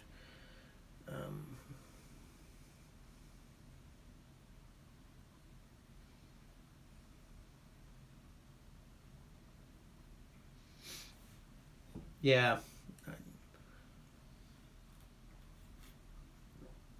I find that this whole move towards like boutique rounds, boutique ammo, boutique rifles, boutique prices. It's the same thing that happens in the bass playing community and the guitars and, let's face it, axes, and part of it is, you gotta love it when people move towards appreciating small manufacturers, handmade, blah blah blah, but not all boutique brands are that anymore. It's like how many craft beers aren't even craft beers anymore. Like formerly craft beers that are now owned by like Molson Coors or InBev or whatever that, the big European one's called. And how no matter how good X beer is, it's no longer a craft beer if it's owned by a multinational conglomerate, And in the same way, I find that if I'm paying for a boutique, handmade, whatever, I don't want it to be a disguised mass market piece of junk. And I find that no matter what you look at these days, and this is true of this is true of firearms in a big way. It's true of knives. This is sort of becoming true of axes, You gotta know what you're buying. You gotta spend your time. You gotta know what you're buying. Otherwise, you just... And mass market doesn't mean crap. It doesn't. I'm not one of these guys who thinks that punching something out of a machine automatically makes it crap. But I am someone who loves the small workshop economy. If I had an extra $3 sitting in my wallet, I would buy a Hidden Woodsman pack because by all reports, they're phenomenal. But because I know that the guy who makes them, his name is Malcolm, you know. I know that on that or that, you know what? I have more than 4 Swedish axes here. But like, the SFA says AS on it. The Swedish carving axe says KS on it. Those are people. Those are people who pounded the crap out of that metal, you know? I like that. You know, small. My main base was, you know, made in a workshop in New York City that was like 8 people. Man, you do pay for that though. My Boron. You guys know what a Boron is? You know, I just did a St. Patrick's week, so I spent a lot of time with my Boron. Do you guys know what that is? Hold on. Let me sort of. Yes, Paul, I have also heard that Canada Customs is cracking down on one-hand opening knives, which is too bad, because I would like to have one.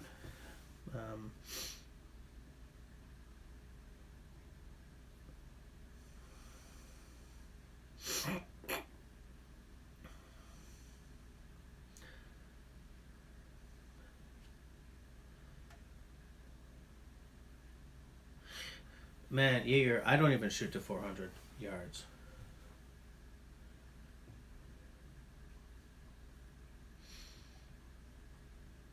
Yeah, Boiler, there's no way I'd shoot it to 700 yards. No way. You reload, yeah, that makes a massive, massive difference.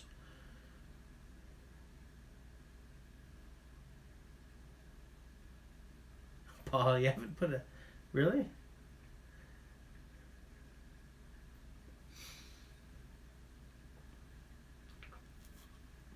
But my Boron,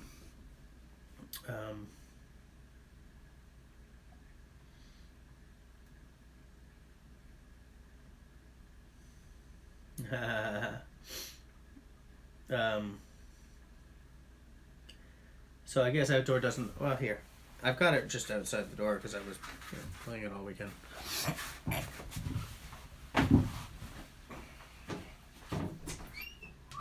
Do I have it? Yes.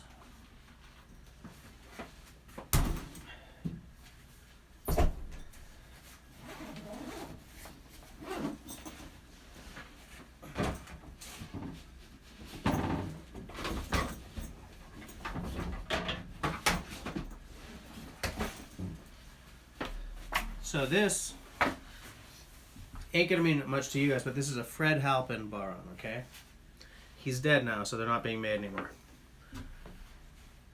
He's dead now, so they're not making them anymore, right? This was a one-person shop, and this guy's Borons were played by everyone, still are, by like, they were used by the Cirque du Soleil. They were used by Great Big Sea. I don't know if Americans really got into Great Big Sea at all, but like his drums were used everywhere. Because he's gone and his son, like, it's a patented design and his son has no interest in continuing the family business. So I say just sell the damn patent so that these can be being made again, man. But yeah, so the Boron's, it's essentially an Irish war drum. It's got like a really dead sound. It's supposed to sound that dead, right? It's not like a big boomy sound. It's supposed to...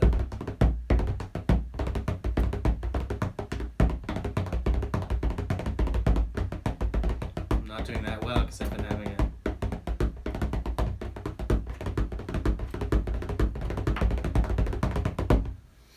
But I like having this because, you know, in the Boron world, this is a major name. One guy sitting in Ottawa making drums. And when he was still around, they were guaranteed for life. But they were guaranteed for his life, it turns out. Let me see. I'm late again. Okay, hold on, let me find. bar in the corners where I drink with my buddies. You're a funny dude. New reinforced gun lock coming also to Canada. I heard the same thing.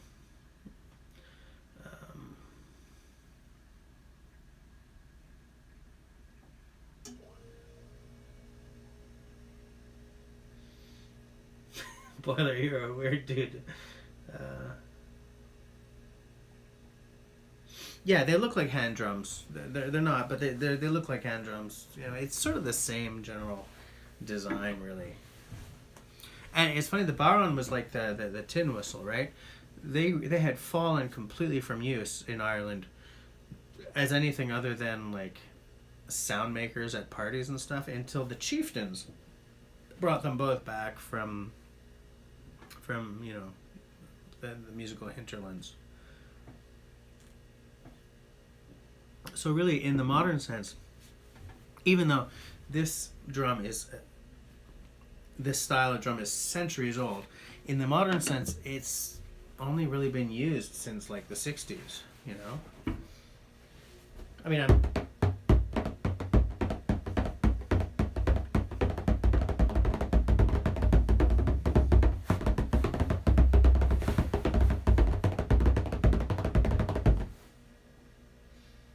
it's weird to me, the thought that these weren't being used for so long.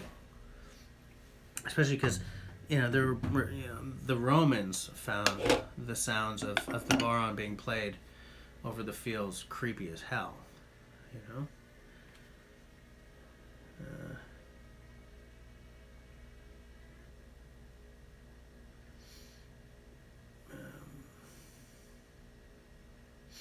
Outdoor, your buddy plays the bodhrán? Is he like in a fiddle band like I am? Or does he just sort of play like that? Beer's done.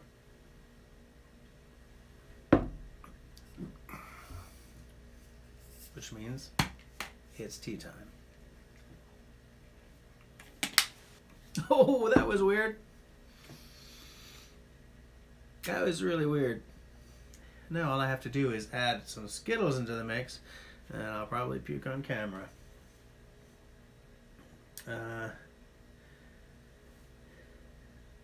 Wait. No, I've never played a cajon. You've built a couple, eh? It's weird because like when I first saw the cajon, I was like, guy's just sitting on a box, dude. But it seems like there's a lot more to them than that. Nice sound, but yeah, I've never played one. My dad plays the djembe. Like we play a lot of, but neither of us have ever played the cajon.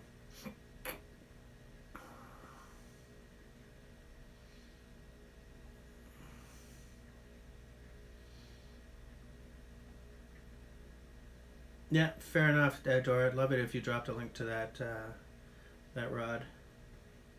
Yeah, exactly, Boiler. You mute with your hand. So if I'm playing, the traditional way is you just do this and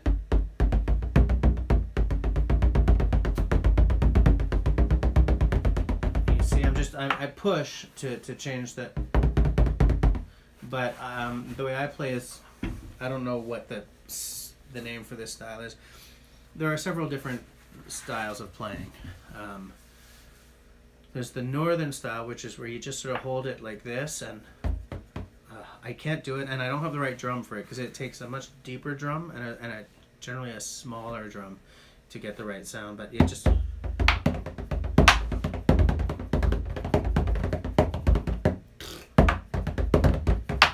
I can't do it. It's not a style that I'm used to.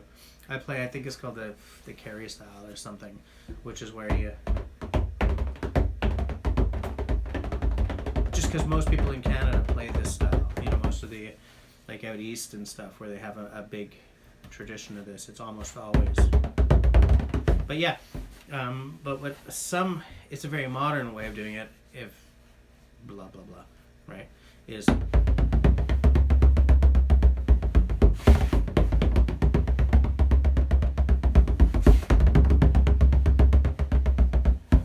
And then if I just want it really, really dead.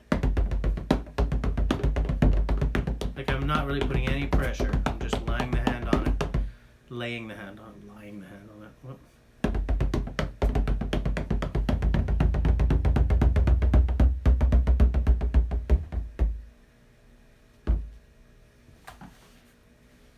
that's that. And I'm not playing it very well tonight because my wrists are absolutely shattered from the weekend. Paul, okay. See you later, man. Always nice to see you. Yeah, outdoor. I didn't even know originally that cajones could have a snare or anything like that. You know, I just thought it was a big box.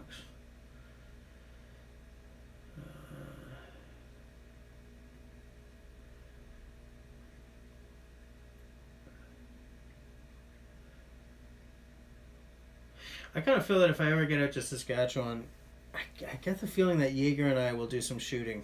Because I don't know, I get the feeling that he's got some range out there and some cool toys.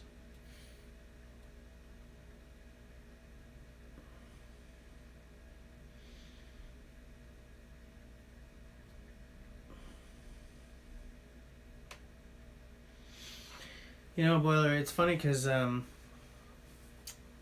my dad used to carve under a big name First Nations carver, and I'm not going to use any names because I don't want to hang people's crap out on the internet without permission. But through him, my dad also ended up in a native hand drum making workshop,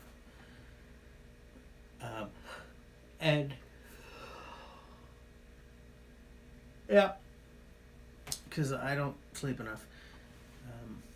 And like I looked at my dad's because it's different, right? You stretch the skin over and then you sort of lace it across, and of course you can't do that with these because if you lace it, then you can't get your hand in and do all this. But it's amazing how many cultures have a really shallow, really wide hand drum in their in their history. I mean, man, the Middle East is full of them, right? And have you ever been to like a Middle Eastern music concert where like the whole the guy's holding the drum like this, and he plays. I'm doing a terrible job of it, but like that. It's usually a very, very shallow drum. It's like people come up with ways to hit things in a musical way, as often as they come up with ways to hit each other. I often think that if I ever went back to school and got a master's, I would love to do it on the drum in history or the axe in history. But the reason I haven't done a master's yet is because I'm just interested in too many things. I'll probably never do one, but so much to think about. Outdoor builds them with snares that can be turned on or off. Do you have a website where you got your stuff? I don't know if I can afford anything. But I would love to look at these things because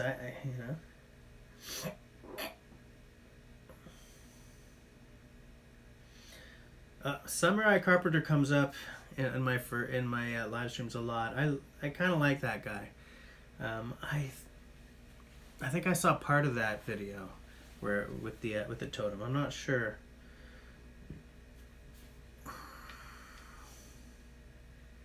I'm gonna go look for it again though because. I'm gonna go look for it though, because and he lets it drift into the darkness. I'm gonna go look for it again though because I'd like to see the whole video. There are many YouTube videos I've started, and then something has happened, so I've never finished them, and that's one of them.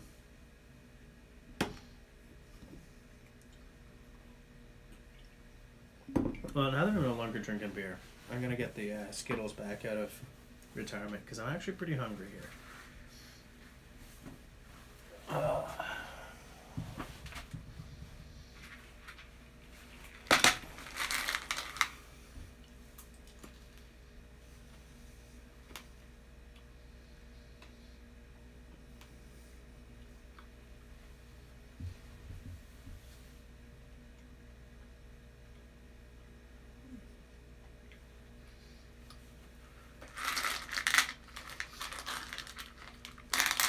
I'm just enjoying the Skittle.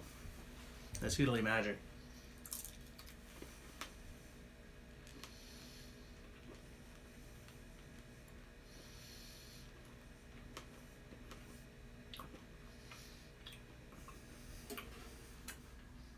Hold on, folks.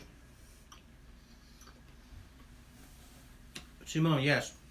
We are related to Cajuns because Cajuns were Acadians who got ejected by the English in the 1700s and were deported to Louisiana. That is why there are Cajuns in Louisiana.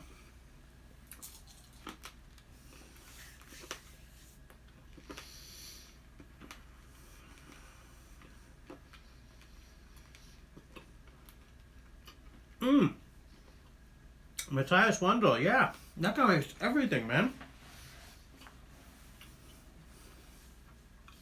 That was rude. Sorry, guys.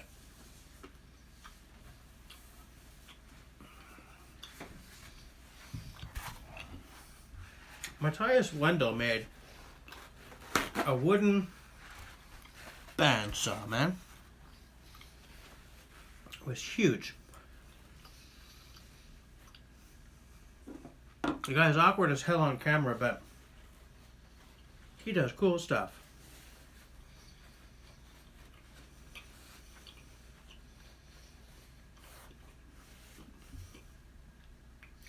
Alright, LT, see you later. And you're right, you, Simo, and I, we're getting together for drinks soon. I'll contact you both once this is over. I know I keep meaning to, but we're going to do it.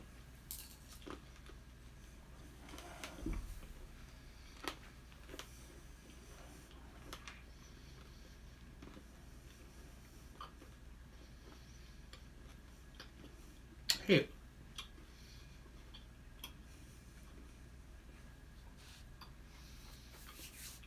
Plain Preacher, do you remember?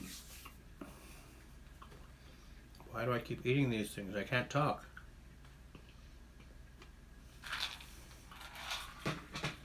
Plain Preacher, do you remember the that big wooden bandsaw that Matthias Wendel made? Remember what I'm talking about? Night, LT.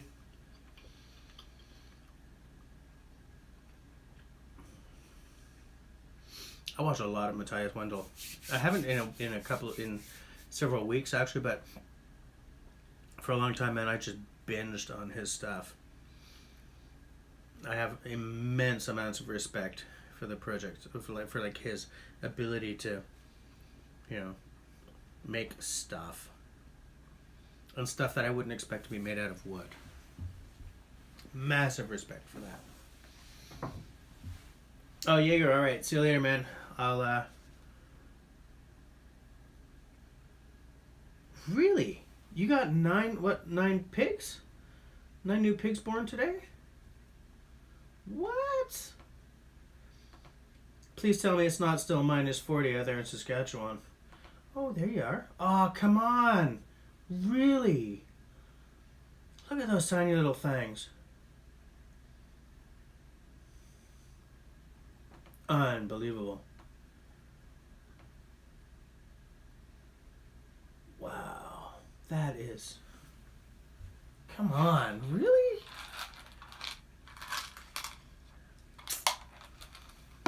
Damn, those are cute.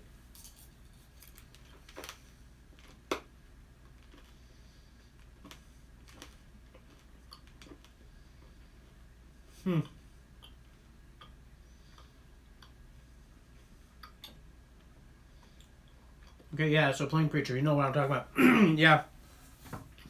I have good taste in YouTubers, man. Do you...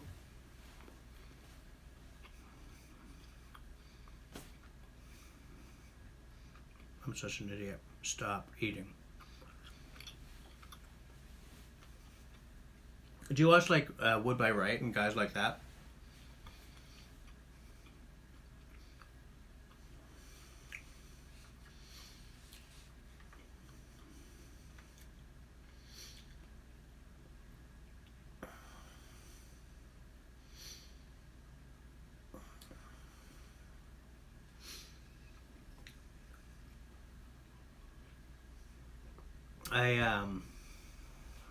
I watch a lot of woodworkers. Now that I'm finished eating, I'm putting these away. I watch a lot of woodworkers. I would love to have a channel like set up like Wood by Right or you know, guys like that, and build little things. But I don't want to do it in here, you know. I don't want to. I want to have a nice space to work, because I find that working in here, because I'm always trying to carve the space out for the duration of the project and then kind of reorganize it. Like, I don't have a dedicated workshop.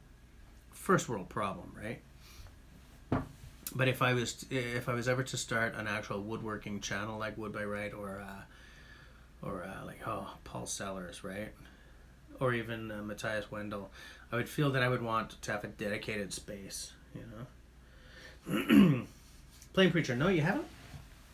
Okay, I'm gonna write them down.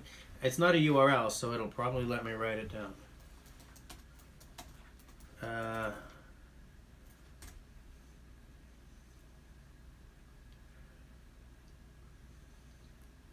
Two were stillborn Jaeger. But still, man, I hope these ones survive.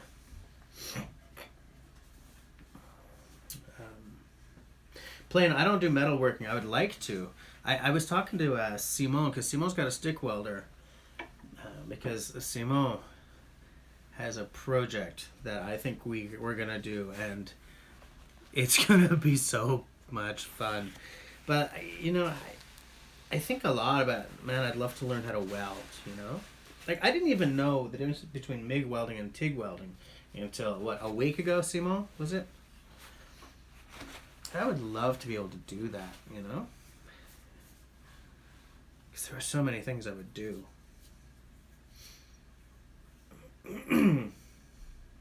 Plain, you've got a wood shop. Do you have are you putting out videos?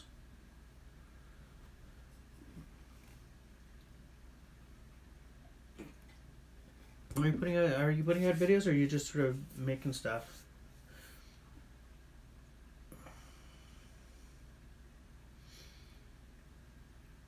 Oh, message retracted. Come on, dude. What was that? But anyways, I like working with my hands, you know, and it's funny because when I was young, like 15, my first summer job, I think I've mentioned this before, but my first summer job, and like I did it for 5 summers in a row, was carpentry. And my dad was a carpenter, and he got me onto he got me onto job sites and stuff, you know. Outdoor, okay, see you soon. And what I loved about carpentry, if I was to work with my hands now, I would prefer to be like a cabinet maker or something than like work in a wood shop rather than building houses or whatever. But what I loved was getting home from work, like worked right out, like just ready for bed, falling into bed and sleeping. Like and like you hit the hay, secure in the feeling that you've done a long day's honest work. And over the past 20 years, you know, I've been working in publishing and blah blah blah. I would fall into bed exhausted here rather than in the muscles, which is still satisfying, but not quite in the same way. Like, I still love the smell of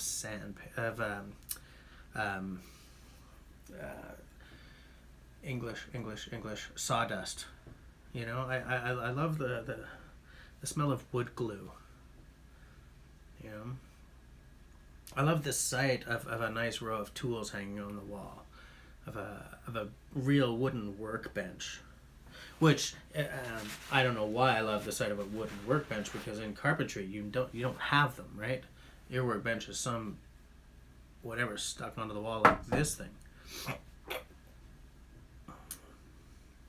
You know, I love a nice plane, like a well-treated plane, like an old one that's been brought back to life. I love it. I love seeing old tools brought back to life, like something that's been not used for ages, and you give it a second chance at life. You know, I love that stuff. Wood shop, metal type shop, and Pole barn full of stuff and no place to work. Plain, come on. Really? Wow, it took you 4 years to get a good weld? Okay.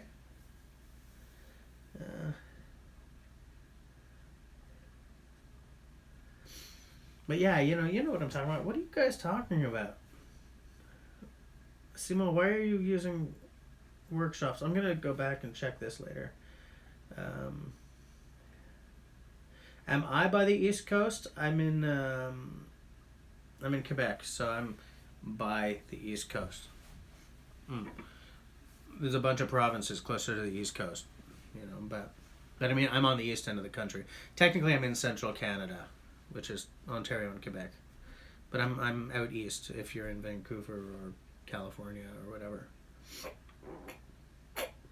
Oh, you don't do videos, eh? What kind of stuff are you building, Plain?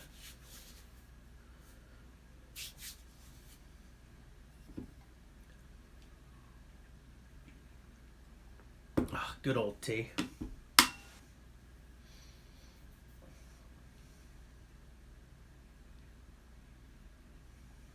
Yeah, here's the thing. Like, if I was to get into welding, I don't know what I would get. Like, would I get an old stick welder? Are they affordable because they're kind of the old school? I wouldn't even know which way to. I would probably be. Can I start that again? I would most likely be welding more like steel and stuff than aluminium because I would want to make a platen for grinding knives with and stuff like that. Actually, you could do that with aluminium too, though, eh? It'd probably be lighter. Huh.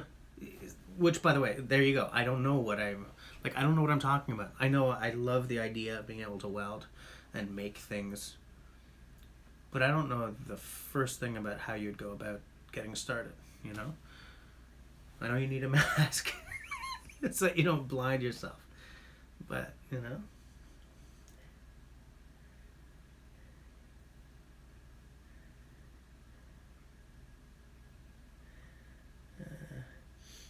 For 3 years you made a better grinder than a welder. Okay. You saw a migraine flux core welder for what the hell's that? See, I don't even know. Oh yeah, I'm north of Michigan. Well, it's weird. Hold on. Let me bring up a map, okay? Outdoor? No, boiler room. Yeah, I'm just above like New York State. Sort of New York, Vermont. Like, I think it's Plattsburgh is directly south from us.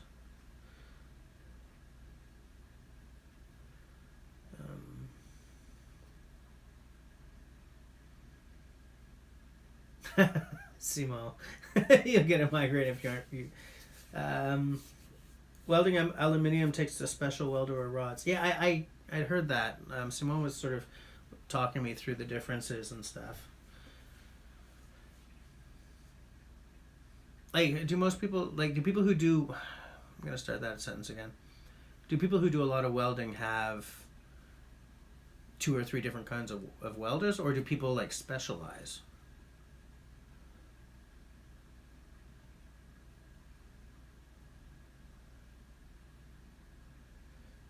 Flux core MIG is not worth it. Spend the money and use gas.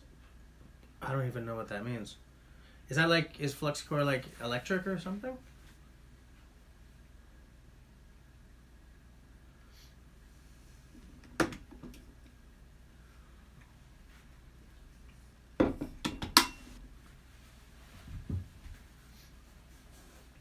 I have this buddy Robin. I've known him for 34 years, I think, something like that. And just today we were talking about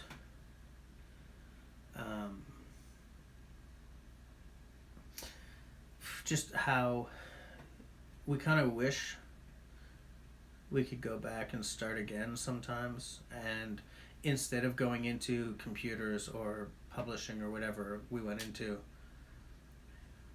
like, take the cabinet making course, take the welding course, or the metalworking course, or whatever it's called, work with our hands.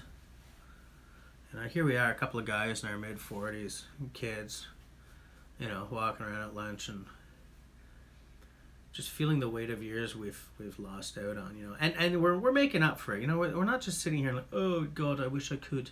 You know, we're working with wood on a hobby basis, you know. But I love walking past a work site. Take two. But I love walking past a work site and seeing the guys like doing stuff. I love the process of turning a pile of lumber into something like done. You know. Ow.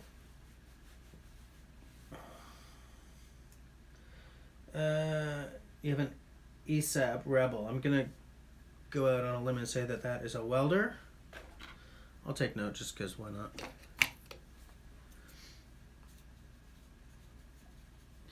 There are notes on so many pieces of wood in this room right now. It's amazing that I remember where everything is.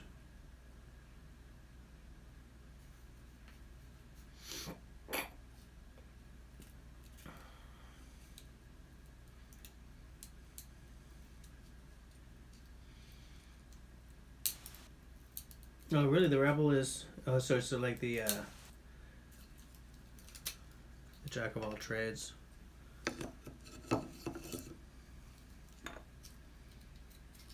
Oh, this is going to be amazing for fire starting. I'm keeping that. Whoops.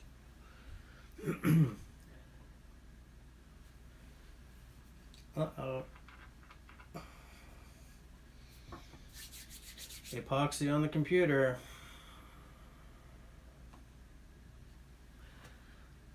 I wonder how I manage to survive sometimes. I make a mess all the time. Speaking of making a mess, I'm going to make some feathers. The feather sticks. Just because I can. Hey, speaking of feather sticks, there's a method to my madness. When the hell is Scrambled Oak going to get some damn videos out? He says he's going to get back on the saddle, in the saddle, but man, come on, dude. Get some stuff happening, man. My daughter and I watch, well, when he was still making videos, we would watch Scrambled Oak, while we were making supper. He hasn't made anything in a long time. I've got a very disappointed 6-year-old about, the sentences are not coming. And I've got a disappointed 6-year-old because of it. Think of the children, man. Think of the children.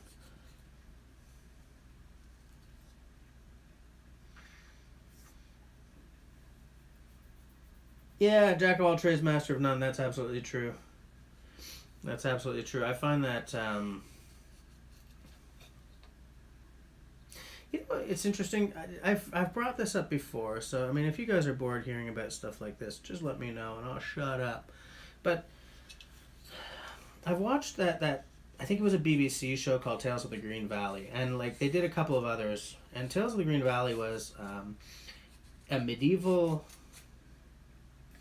There was a medieval era farm somewhere in Wales, and they hired 5 historians to live on it for a year. Not really live on it, but essentially to quote live on it unquote. Like they weren't allowed to sleep there because of safety or some damn stuff. But they would they essentially lived as medieval English farm people did. And the thing is, this idea of a jack of all trades, master of none has to be really recent. Because if you were alive in... Who cares? If you were alive in 1130, okay?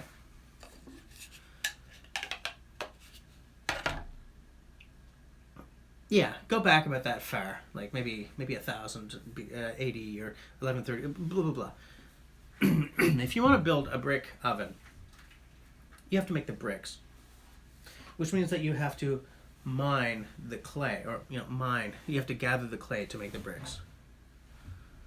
Do you know what I'm saying? Like, you're not buying bricks, you're not buying mortar, Everything is being made.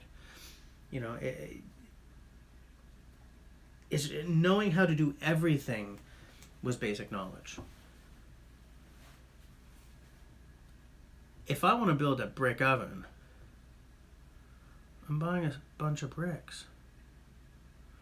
And they may have been made here, or they may have been made in, who cares what, India or something. I don't know. I'm pulling stuff out of the ether here. And I wonder if, like, if this idea of, like, jack of all trades, master of none isn't sort of a construct of the 20th century or even the 19th century, where, like, you could buy almost anything already and everything is specialized and everything, you know, like, to have a farm today, you don't need to have to be able to, what? You don't need the skill for, like, thatching a roof and wattle and daubing a wall and, you know, mining clay, or mining, you know what I'm saying, digging up clay to make bricks, and slaughtering animals, and, you know, it's just coppicing, and, like, at one point, people who lived on a farm were good at everything. You had to be. Otherwise, your buildings were falling apart, you know? I don't know.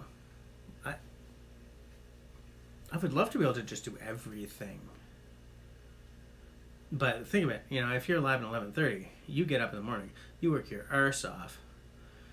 You know, you drink a beer, have a supper, go to sleep. Wake up, work your arse off, have a beer, have a supper, go to sleep. And, like, that's where the whole concept of, like, a small beer versus, you know, beer came from, or light ale. Like, you know, there was, like, high octane beer, you know, with full alcohol content, and then there was a lighter ale, you know, so that people weren't constantly drunk.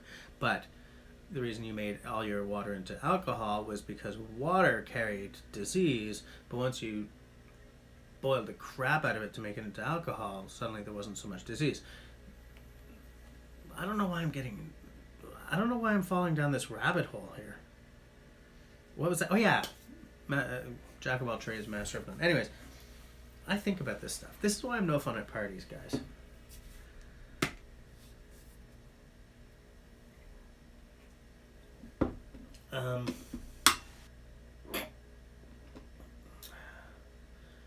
Outdoor Dauber, it's almost 11:30 and you're alive. Holy crap, it's almost 11:30. Alright, let's shut her down. Before I go, anyone want to say anything? Anything at all? Just thanks for letting me run off at the mouth about the whole Master of None thing. Drop me a note for next week if there's anything you guys want to talk about, or you want me to talk about, or whatever. Because at some point I'm going to finish this freaking knife. But, like, you know, it's funny because I thought I was going to do all this work on camera and have you guys sort of chat while I did it, and I ended up doing nothing, man. It's still sitting there.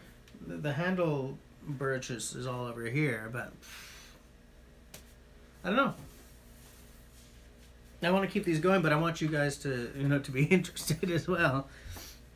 I got all kinds of stuff to talk about, but I never know when I'm being interesting or not.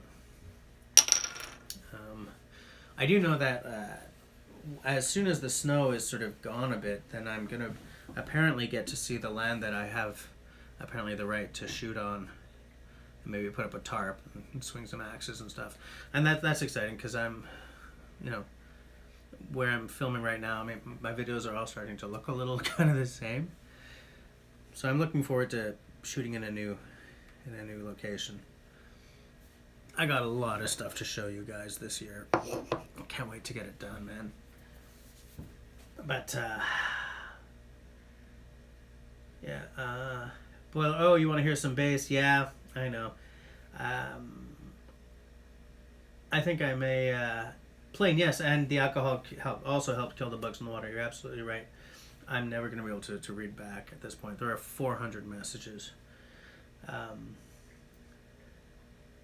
You know what? Maybe I'll put the name of that show in the show notes down below once we're off here, just in case someone's interested in seeing it. I don't know where you'd find it, but I know you can find it. I watched it twice. I was just so fascinated. Yeah, I'll let you know how the jerky turns out. In fact, I should go and check that. I'll definitely let you guys know. Aside from that, yeah, I'll see you guys next week, and I'm gonna get another non-live stream video up as well.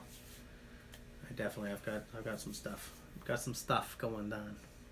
So I guess I'll speak to you guys later. If you like what I'm doing, comment down below, subscribe, share, hit bell, smiley thumb if you don't like it. All right, see you guys later. Bye bye.